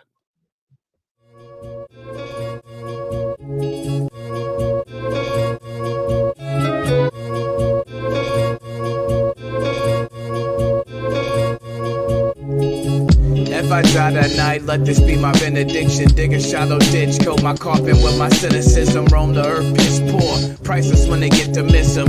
When I was alive, I didn't get the recognition. So if lust is what you did it for, it won't sustain. I won't complain, find my balance and I go create. I know the game, and chose to play it with my eyes wide. I hold my weight, you sit debating on the sideline. Made a noted point to only keep it natural. I feel the opposition sitting on my clavicle. We battle through the a close quarters combat without a scratch. Staring down our demons like you finally have met your match. Set a trap carefully and then I waited on it. Understand my every word's a service as a patient warning. Hate performing miracles for these ingrates that marvel at the spectacle and beg you for a rebate. Never played it safe with an ordinance. Mutilate my face for the audience. The enemies that curse me will call us friends. Never knew I truly gave my all to them. Never played it safe with an ordinance. Mutilate my face for the audience. The enemies that curse me will call us friends. Never knew I truly gave my all to them. I take a million stands, but they don't understand them. Just lick another wound and get another bandage, not a boomerang effect. More like a rubber band and never plan to give the industry the upper hand. It's tough to manage such a damaged ship with no abandon. Split the feathered crosshairs, hair and tortoise till the planet shift. They ran into a wall with me when we would disagree. Somehow I didn't see I'd live to be the giving tree. I dedicated decades out to quality control. Face to face, challenge me and properly you'll fold. It's gotta take a toll, but I have never truly noticed. Go a little further just to secure the focus. Never saw my approach as unapproachable. Pretty much live in a cave, never know what's cool. Hate performing magic out there for these hidden grace. They marvel at the spectacle, then beg you for a rebate. Never played it safe with an ordinance. Mutilate my face for the audience. The enemies that curse me will call us friends. Never knew I truly gave my all to them. Never played it safe with an ordinance. Mutilate my face for the audience. The enemies that curse me will call us friends. Never knew I truly gave my all to them. Never played it safe with an ordinance. Mutilate my face for the audience. The enemies that curse me will call us friends. Never knew I truly gave it.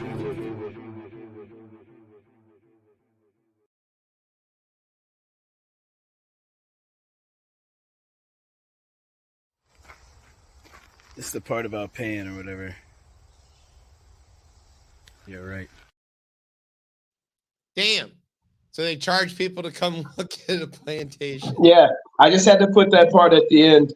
Or excuse me, Rico decided to put that part at the end. I just had to record that. So, and I admitted this in my deposition, so I can say this out loud. I'm allowed to say this legally.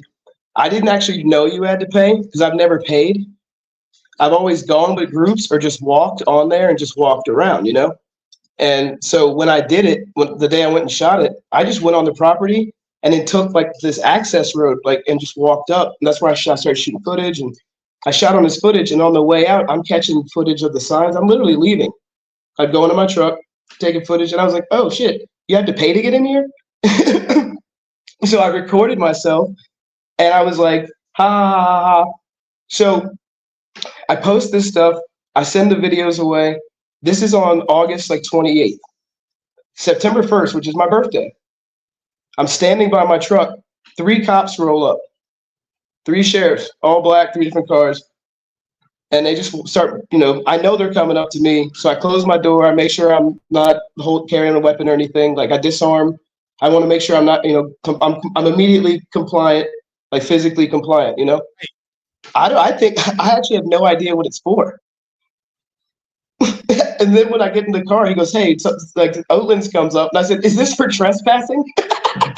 I fucking asked the detective. I was like, am I here for trespassing? Because I thought I was for the trespassing part. Because I found out, you know, technically by not paying, I had trespassed. But I did it on accident. I had no idea anybody thought I threatened them or anybody got mad. You know what I mean? I literally, that never even crossed my mind. Video? Did you pick up the genuine look of shock on my face when they told me they were charging me with the crime? I literally was like, I'm stunned. Well, what crime? Yeah, the crime of. And then the detective was like, so like I said, so here's the crime. I said on the internet, I posted a picture of the manor house. I typed burn dot Oatlands burn dot, right? Which to me was 3 sentences. And it was referencing burn, Hollywood burn. And then I put like hashtag decolonize this, you know, all this other stuff. And I posted it and almost nobody commented on it. This is the day after I shot the footage. No one commented, so I took it down. I literally only did it to draw attention and then was going to change the image. Mike, you know I do that all the time. I'll say something popular or that's something I don't actually care about to get the algorithm going. When people start engaging, I'll literally change it to like the link to one of my songs, or I'll do something like that, and then I'll hop in and go, "What the fuck are you guys talking about?" Because it makes everybody look goofy, but I'm in the algorithm. That's literally all the post was for. When it didn't work, I took it down. That turned into Oatland's actually giving me a 47-page affidavit saying how they pursued it. They could perceive it as a threat for me an internet threat with intent to burn, maim, or disfigure. And I was like, wait, what? So yeah, the claim is that I intended to go to. Hold on, wait a minute.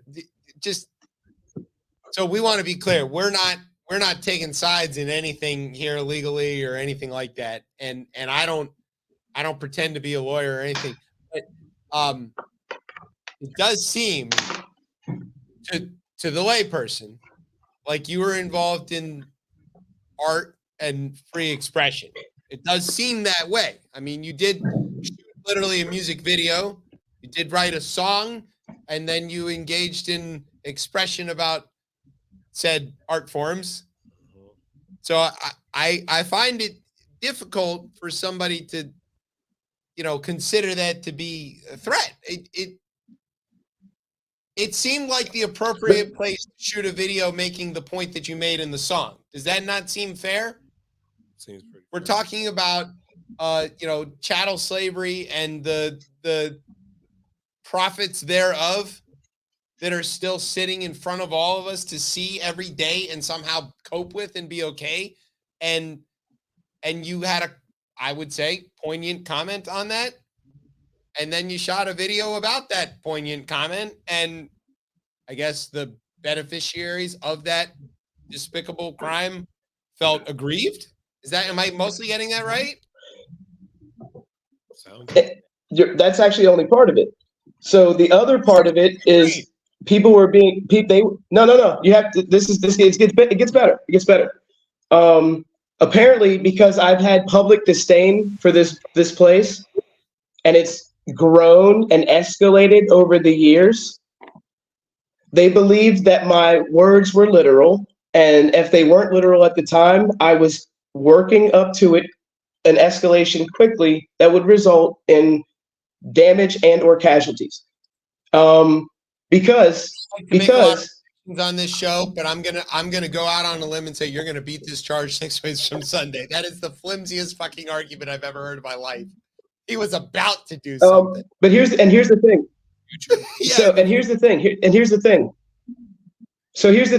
thing. Like I said, it gets better. If you just think about the metrics of this, right?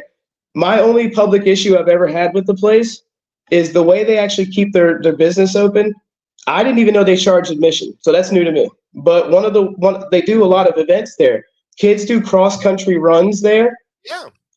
They used to have horse and pony shows. They do teas and cotillions. People have weddings.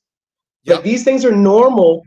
These things are normal. And you know what these people do? People show up. So I'm going to say something. Anyone who's ever done like the white t-shirt, suspenders, khakis with your things rolled up, you know what? You're actually dressing like slave masters. When you do the antebellum wedding, you're pretending to own people. You guys don't even know that these things are so ingrained in the Southern culture. It's not culture. It's economy built off of people. So I happen to say these things out loud, and I'm upset about it. So what that turned into scary black men, and they scary black man me. This is the third time this year I've been in Loudoun County courts because someone who has less melanin than I do said they're scared of me. And no one has had this will be the third case that I beat. And I sincerely hope, and this is no threat because these are all legal things, but I'm telling everybody out there, I keep saying this, I'm not the one to play with. You picked the right coon. You got me wrong. You looked at me and thought I was scared. I'm not intelligent. I'm going to crash out. No, I taught Black history in 4th and 5th grade. You picked the right one. My granddaddy, my aunts and uncles, you picked the right one. You picked the right one. In whatever arena you're looking for. When are we going to have a party? And the thing is, so after I beat this case, I assume I won't have any more. But the metrics on it for me, and I almost missed this one point. I apologize. One of the metrics for me, and again, the ironic metric is that they're still acting like a plantation by being mad that a black guy is saying I don't like it here. It seems pretty, yeah. I mean, it's very clear that I mean, they have an opportunity here to do the right thing and say, you know what, this is not a big deal, and this guy's got a point. Matter of fact, why don't we engage with the community and see what it is we've done wrong here, what we're misrepresenting, and all that?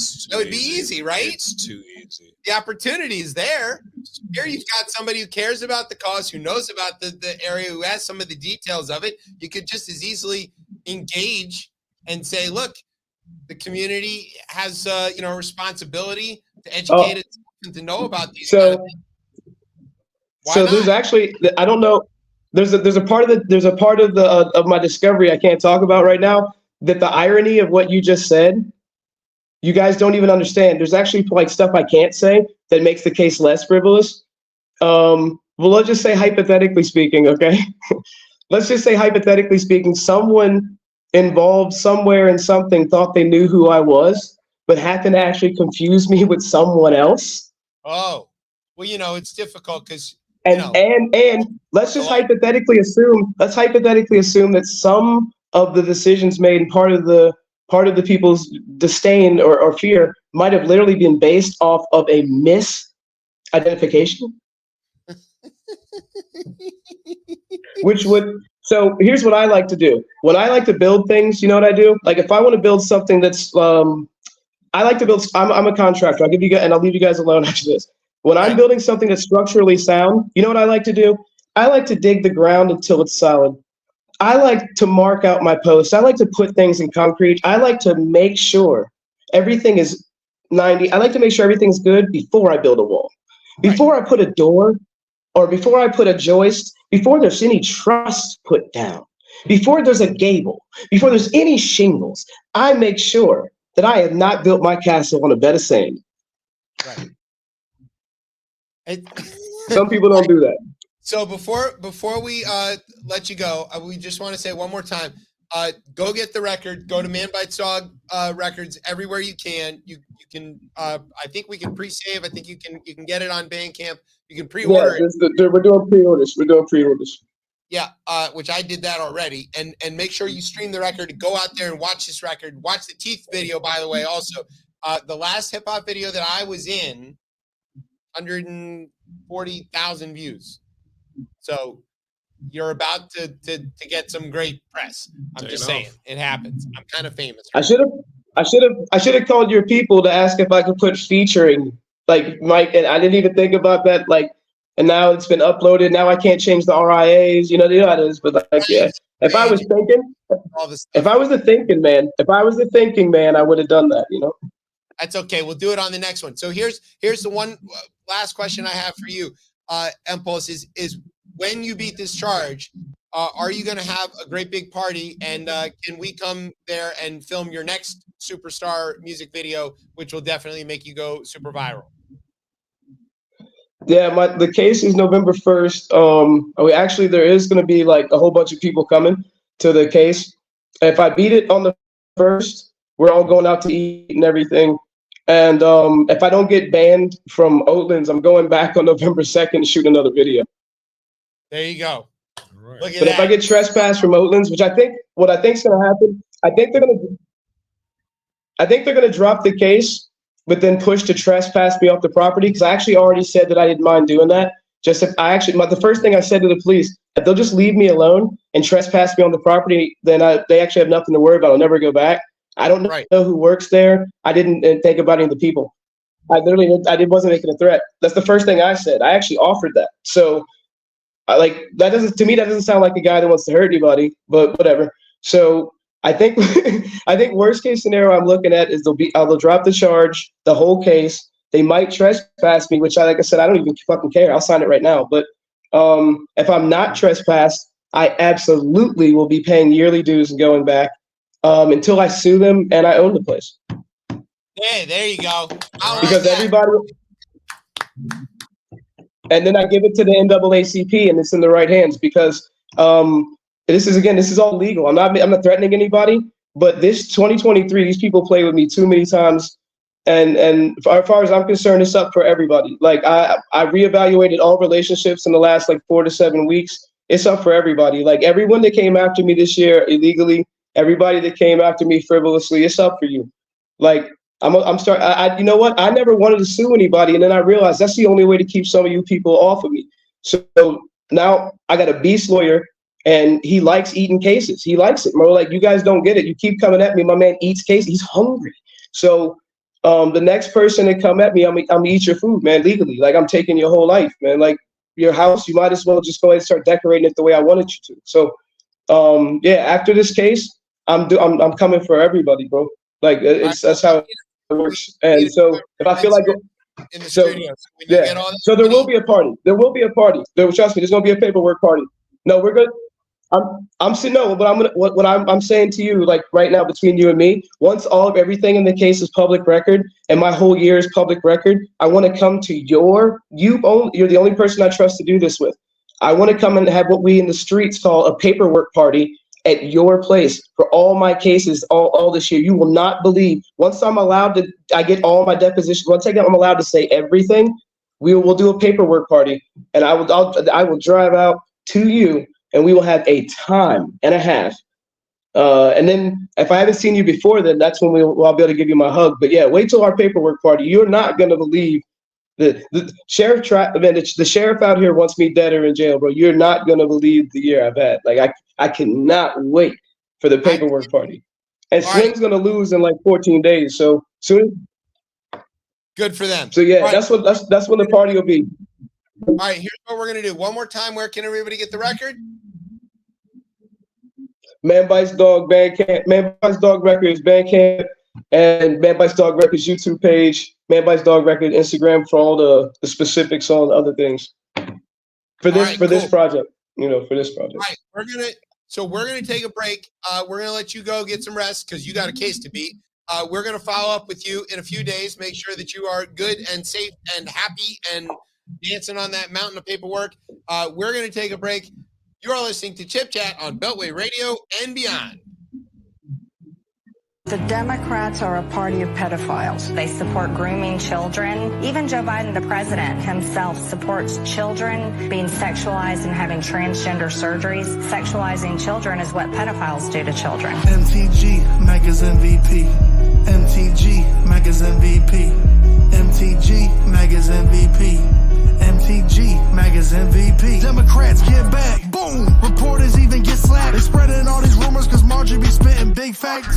Deep state in the left always hating. When they gonna let Joe about that basement? Marjorie, I really love what you do. Keep calling rhinos out. No one does it better than you, huh? A real businesswoman, AOC's a featherweight. A Southern Belle, a little hood. Watch her shake and bake. Divorce, that's all y'all got to bring up. Yeah, watch her drain the swamp cause she know they corrupt. She's fighting for our children. She's fighting for our freedom. She's fighting for the Jan 6. She's fighting good versus evil. MTG, Megas MVP. MTG, Megas MVP. MTG, Megas MVP. MTG, Megas MVP. She's a boss. She don't rock with trans people cause they soft. Them libertarians can't save you, wipe them off. You know we reppin' 45, he never lost. Watch a real Georgia Peach go and set it off. But I think what upsets me the most, Benny, is the fact that everyone in Washington has known about the Biden crimes for a very long time, and they've done nothing about it. But yet regular Americans, they go to jail if they don't pay their taxes. They go to jail if they walk in the Capitol escorted by Capitol Police like Jacob Chansley did.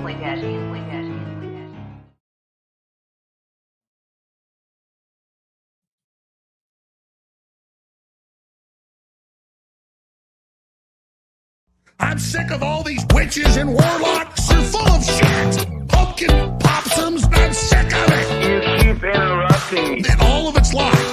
Because you're lying. That's why. Oh, there's energy and now we're done with Trump. You said he was the Messiah. You said he was invincible. I will not suffer your Q people after this.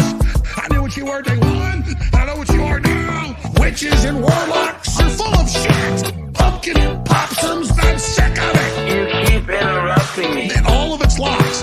Because you're lying. That's why every goddamn thing out of your people's mouths gonna come through. You said it was all over. You told us to stop shoot. Oh, God. Witches and warlocks, you're full of shit. Pumpkin possums, I'm sick of it. You keep interrupting me. And all of it's lies. Because you're lying. That's why. Witches and warlocks, you're full of shit. Pumpkin possums, I'm sick of it. You keep interrupting me. And all of it's lies. Because you're lying. That's why. Because every god thing. Hi, welcome back to Chip Chat here on Beltway Radio and Beyond. I'm Chip. Who are you? Sleepy. That's what? Wake up. It's time for the third half of the show. All right. So quickly before we get to the actual third half of the show, so people might not know this because you've only been on this show a couple of times, I guess. You're a car dude. I am. You drive a car. Obviously, yes. Yeah, well, not everybody does. But you're somebody who pays a lot of attention to cars. I do. You read a lot of the automotive press. I do. You like to drive really fast. Not necessarily sometimes. In case maybe the cops a are little listening. bit. Yeah. But you're well versed, let's just say. I am. Okay, so this week there was a bit of big news, right? The UAW's been on strike for all three automakers, big three automakers, since GM, Ford, and what are they calling themselves now? Fiat? No, they're not calling themselves Stellantis. Stellantis. Yes, Stellantis. Okay, and that's for Americans. That's Dodge, Jeep, and Chrysler. It's Chrysler Dodge. still exist? They are hanging on by not even a thread. They make the minivan. That's it. The Pacifica, right? That's it. They don't even have the 200s and the 300s anymore? The 200 died back in 2017. And the 300? The 300 dies at the end of this year. Okay. So they're only making minivans. They're only making minivans. They're supposed to have an electric vehicle that's supposed to debut at the because their minivan's already a hybrid. It is a hybrid. They have a plug-in hybrid, and they also have just the regular gasoline version, but they are literally just hanging on by minivans. So Dodge is still making cars. Dodge is still making cars, but the Challenger, the Charger, is dead at the end of this year. And yeah, that's been like big news. So the new Charger is supposed to be an all-electric vehicle. But it's called a Charger. It should be electric. But now there's no. But now there's talks of supercharged V6. Now look, you're as a car guy. I'm just gonna ask. What would you like to drive an electric car? I'm not interested in an electric car. Yeah, I didn't think you were. No, not at all.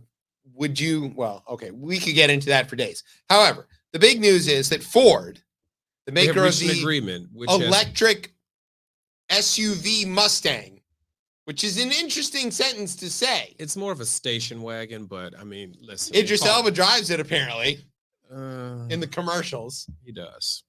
Okay, so Ford reached a deal with the UAW, which affected 45,000 people.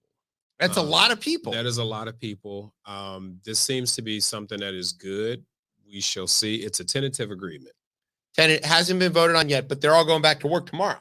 They're all going back to work tomorrow. One of the interesting pieces that I found in it is that the contractors are going to get increases. They're going to get this like crazy. Well, they said they're going to get more in this increase than they had in the last 20-something years. 150%. Yeah. So hey, look, the automakers have made record profits since UAW took the concessions, basically sat on their own earnings in 2008 and 2010, in the bailouts, and they said, look, they forwent all the cost of living increases for like a decade. So this agreement actually is the first major agreement that they've had since 2007. Right. So it's a huge deal. And does this now put pressure on Chevy and Chrysler to get in line? So this basically writes like the agreement for them. They're basically doing their this, homework. right? They cannot not do this. Yeah, because if they don't, then UAW is going to hold them on strike, and everybody's going to be able to buy Fords, and nobody's going to be able to buy Chevys. Basically, yeah. Yeah. So they're gonna have to get in line. Now, some people have been critical, and they said, well, look, the UAW went out and said they wanted a 40% increase. They only got a 20-something% increase. And it's like, well, they didn't actually expect to get 40. They knew that they were going to start high and then kind of bargain their way down. What about this tiered system though? Like that was a big deal, right? Because during the bailouts, the UAW agreed to a tiered system where the newer employees would come in making less and earn less over time than the old school legacy employees. I mean, so that's kind of been a weird approach that they've taken, which all of the automakers have taken, that they will pay less for everyone coming in versus it's kind of like any business. Yeah. You have the older senior employees that are making a shit ton of money, and then you have the newer ones that are coming in. So they're doing the same job. They're doing the exact same job. So that's not how things work. But in America, everything is cut costs, increase revenue, less people. It sounds like the UAW made a lot of concessions to give the automakers that opportunity to do so. And now the automakers are being greedy and not wanting to give any of that money back. They're doing just what American companies do. Well, yeah, I don't expect capital to all of a sudden support labor, but I am proud to see labor making progress. But I'm always suspicious when these agreements are made because that means something else is going to happen.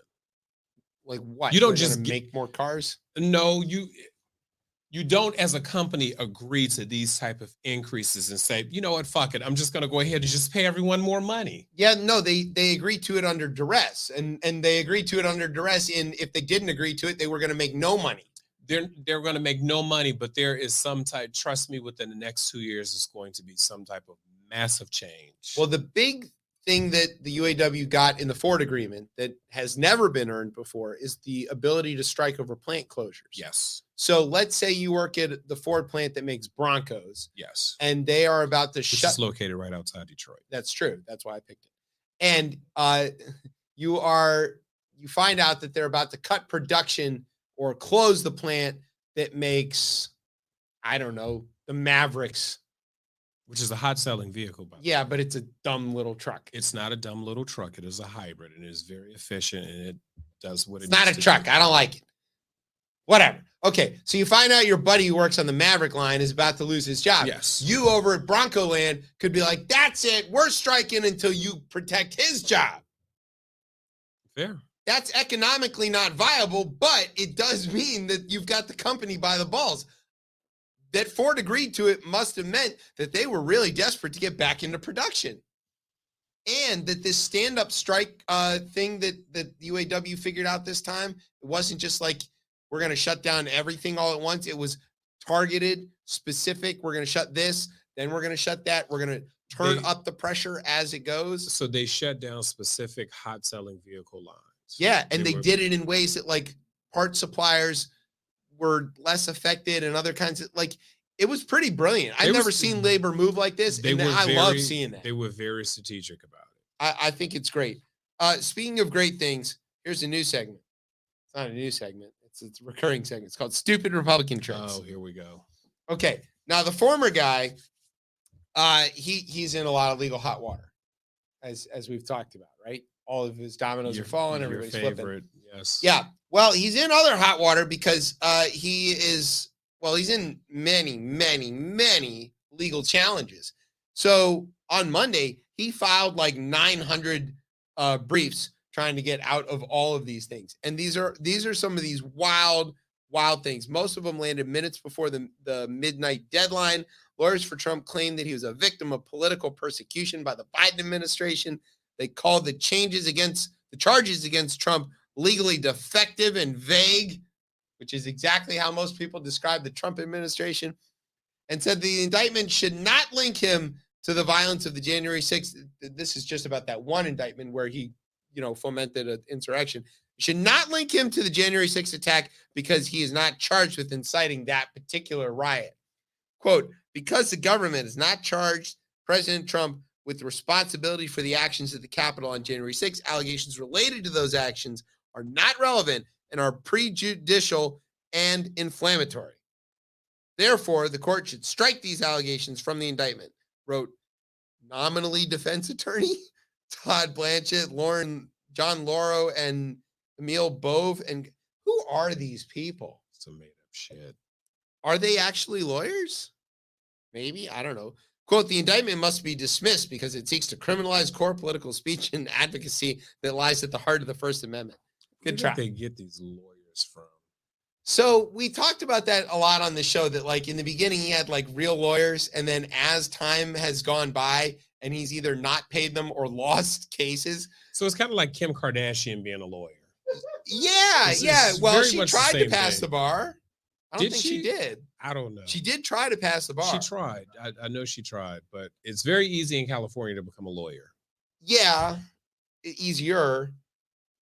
The way I think of it is like Trump is selecting lawyers the way single people look for somebody to go home with at a bar. So when the lights come on, it's just when like, they first that'll get do. there, they're shooting for They have high for the standards. tents. Yes. They're looking at the tent. But the lights are coming on and it's like, fuck. Yeah. That'll so do. we're long past the part where the 10s have peeled off with each other. The 9s have peeled off with the 6s and 7s. You're straight 2s. and You're 3s. down. Yeah, you're down to the dregs, man. And that's what you got. Breaking news. Breaking news. Kim Kardashian did pass the bar. She passed the bar. Last October. Kim Kardashian Her fourth attempt. She is actually. And I will definitely hang out with Kim K for Boebert. Yeah, you'll switch for Kim K over Boebert?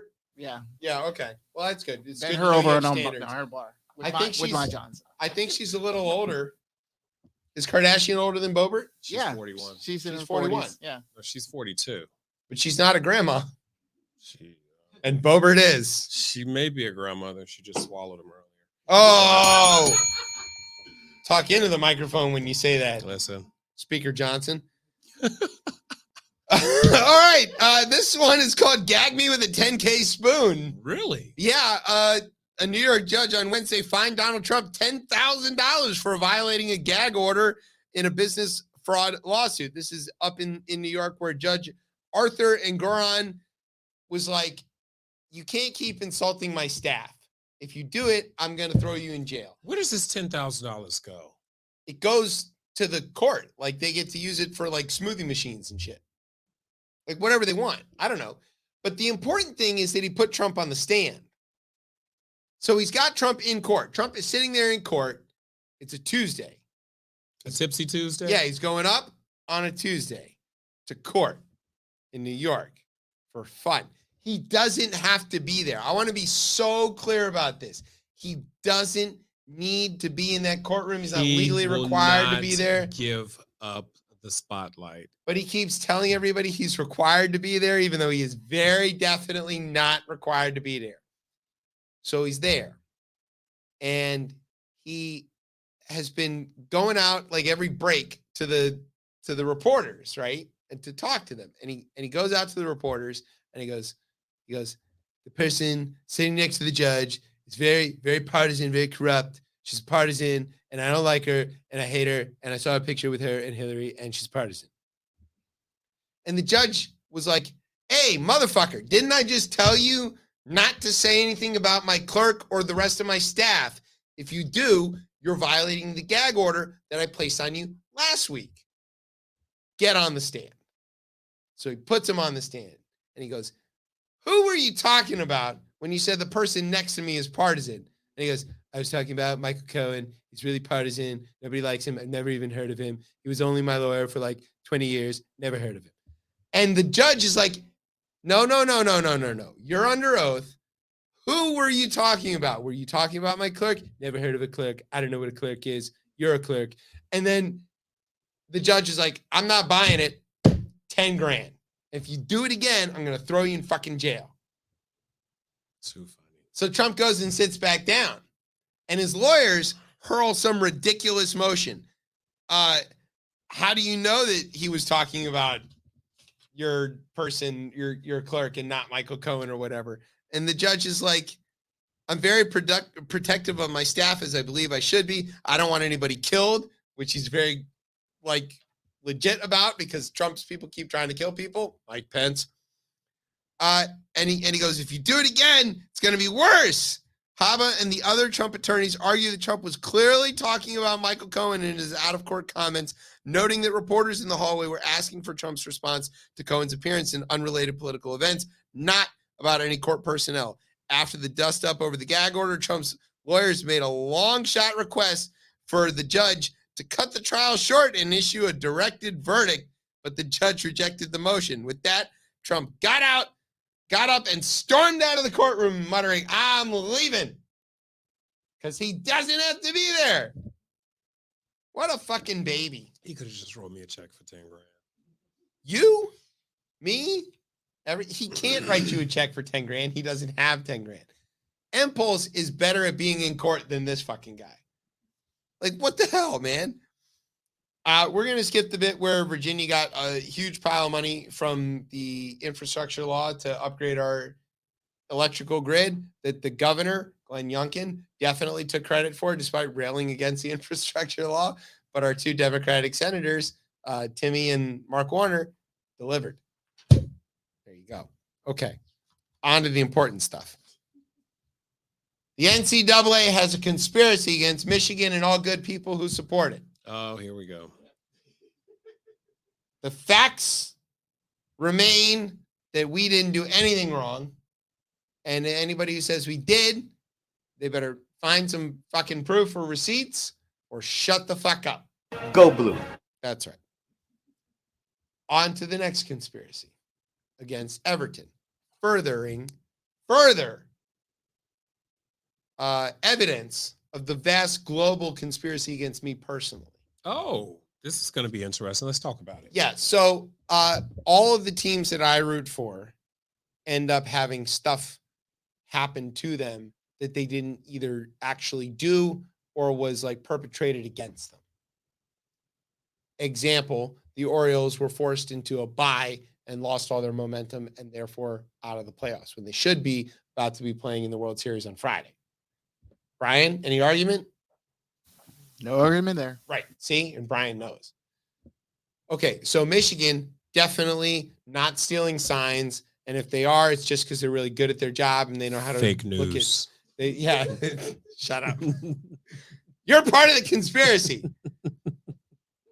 Everton, one of the most storied soccer teams in the history of English soccer, is currently, I like the picture of clearly former captain Seamus Coleman on the phone with somebody while he's on the field, and current coach Sean Dyche looking at Everton's score. I don't know who any of these people are. We're bad. We're losing. We're almost relegated, and it's only like week 7 of the season. We have until June. We're still going to lose. Everton hasn't been relegated since the 50s. Like, this shouldn't happen. We're a good, like historic team. Should be fine, right? But it's not fine. Everton has lost money for the last 3 years in a row, and every year they get a waiver from the Premier League that says, look, you lost money, but we're pretty sure you'll make it back later. And not made it back.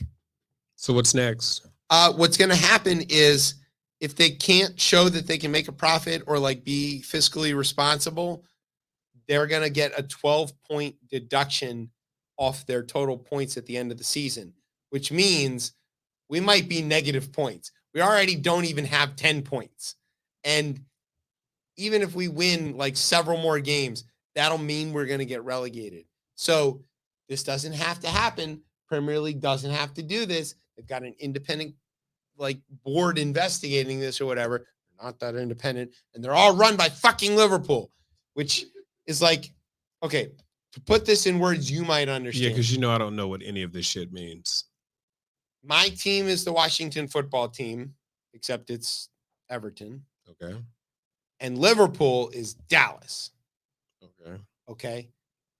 Or no, in your world, Liverpool is Green Bay. Oh, okay. And they have got a hold of the NFL and told them that the Bears are cheating, even when they're not. And they're trying to kick the Bears out of the NFL and into like, I don't know, the XFL. How would you feel about that? I'd be upset. You'd be upset, right? I'd be upset. With your fake quarterback from D2. Whoa. Teabags. Whoa. Love teabags, by the way. Well, yeah, he had a great first game because nobody had Let's any move tape back on to him. your story. Okay. So in your version of this, the good guys, Everton, are being attacked by the bad guys, Liverpool, who own the league. That's the way I'm seeing this. And my neighbor, who's a big Liverpool guy, should shut up. And I don't like how much he smiles when he drives past me in the neighborhood. Is this the house I was supposed to buy? No. Yeah, maybe. Yeah, it could have been. If you had moved there, would have been fine. But you people wouldn't allow No, me. he's one of you. He's one of you people too. He just happens to be a Liverpool fan. Literally the day I meet him, it's a Saturday, in soccer. I'm wearing an Everton jersey, as I often am. I see him outside on the porch. I've got a 6-pack that I've been saving to like go introduce myself. And I walk over there carrying the 6-pack, and he turns around and he's got a Liverpool shirt on. So you instantly wanted to fight him. And I looked at him and I was like, this is never going to work. And he looks at my jersey and he goes, yeah, this is fucked. And we've been great friends since. But also, fuck Liverpool. So there you go. Part of the vast conspiracy. Speaking of vast conspiracies, the final thing we want to talk about is that Brian got us tossed off of Facebook this week. Yes, he did. What happened? So as people who watch or listen to this network know, we have shows other than Thursday night. Really? They're not as good. I know. However, one of them that is pretty good is called Real Talk Uncensored. And it goes on Monday mornings, roughly around 9 o'clock. Brian is also the producer of that show. More or less. On that show, he's also a character on that show. This week, he was, what was your name this week? Loofah? White Loofah? Yeah, White Loofah. The joke is that Brian is white. People who are like Brian from Family Guy? No, that Brian. I know. Yeah. People who are listening can't tell, but Brian is actually white. Yeah, it's true. And so the white man on this network, the only white guy on this network, I would point out, tanked their show. About 40 minutes into their show, Brian found a clip of a banned video that he knew was banned because when he went to go find it in the first place, he said, it's banned, I can't play it. Okay. And Kiki was like, you can find it, white man, go find it. And so Brian, diligent as he is, found the video. It was a video of a sexual assault. Yes, of a doctor doing things with his Speaker Johnson. That video. Okay, now you get it. So the doctor and his Speaker Johnson violated a woman who was on an operating table, and it was awful and gross. And Brian played the video. Even though it was blurred. And even though there was nothing graphic about the actual video, and our brilliant radio personalities here on Beltway Radio were markedly upset by this video. They were railing against this video. They said this person should be buried under several jails. The algorithm determined that Brian and his production of this video had violated all of the rules. So you got fired from Facebook. Yeah, we got banned for like several days until today. So you're in Facebook jail. We're out of Facebook jail now. Who bailed you out? Well, the time expired. That's how jail Bail works. bonds. And we paid $10,000. Yeah, and right. And we took $10,000 out of Brian's paycheck. I have actually a very interesting note. There has been a team that lost points in the Premier League. Yeah. Would you like to guess who? Crystal Palace. No. Chelsea. Nope. Give me one more.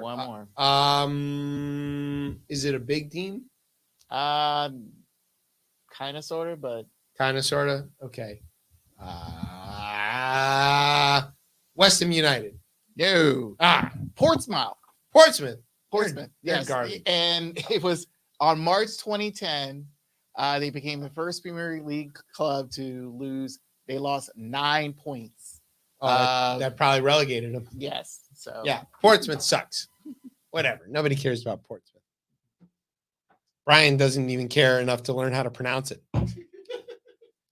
I want Sheffield Wednesday to come back or Queens Park Rangers. I miss those. QPR. Yeah, I miss. Way to go, QPR. No, we got to be. We're Palace fans now because Josh Harris owns little bits of that too. Yeah, he owns everything. Man, him and Magic. All right. Well, we've come to the end of the show. No. And we're early. And we're sort of on time because we gotta clean it. Yeah. All right. So we've come to the end of the show. We don't have music. Oh, there it is. Okay. Thanks to Daryl. Slim D. Yes. Thank you for filling in for Tez. Thank you for having me. I want to meet Tez one day. I've heard so much about him. You can't both be here at the same time. Why not? There's 3 mics here. Yeah, but what? We have like you have to be a guest. I can be a guest. I am a guest. You were a guest host. I'll be an additional guest host. All right, fine. We can come back next week. Whoa. We have to talk about logistics. You want to do this or not, buddy? Come in. All right. Tez will be back eventually, we hope. I don't know. Maybe not. Maybe this is how he quits. Next week. I feel like I'm on the Breakfast Club. Yeah, it could be. No, that guy went to jail. Or he's about to. No, he's not going into that. That's another conversation. We'll save that for next week. Okay. Next week, we have comedian Steph Tolev. She's going to be here. She's going to be in town November 10th at the Miracle Theater. Go get those tickets now. They are not going to last long. She is killing it on Netflix. She had her own special. She did the one with Bill Burr, and she's like just absolutely one of the best. She's been on her show before. I'm gonna take credit for her meteoric rise in comedy, just like everybody else, as I do for everybody. And so check her out. She's gonna be back next week. She's also Canadian, so if you speak French, too bad she doesn't. All right. Empuls, thank you for joining us. We really appreciate that. Thank you for premiering your new record here and your new video. I hope you have great success in your court case. And, slavery sucks. I don't feel like that's a controversial statement. Apparently some people do. Thanks to our radio partners, ESPN, CNN, and of course, NOTN, who may or may not have kept us on the air all this time. I don't know. Thanks to our digital media meatball, Isaac Elam, and thanks to our home on the interwebs, coplaymedia.com. And thanks as always to our family here at Beltway Radio for making us sound as smooth as the House GOP caucus. All right, where can everybody get you on the social medias and stuff if they want to follow you? I_am_Slim D. There you go. And you can find me and the show on Twitter at ChipChatRR. You can find us on Facebook or Instagram at RipChipChat. And you can, of course, find us every Thursday night here on Beltway Radio and beyond. I'm Chip. That's Slim D. That's Brian. Empuls was here. You've been listening to Chip Chat. Oh, and the Tip was here. You've been listening to Chip Chat on Beltway Radio and beyond. Sweeps!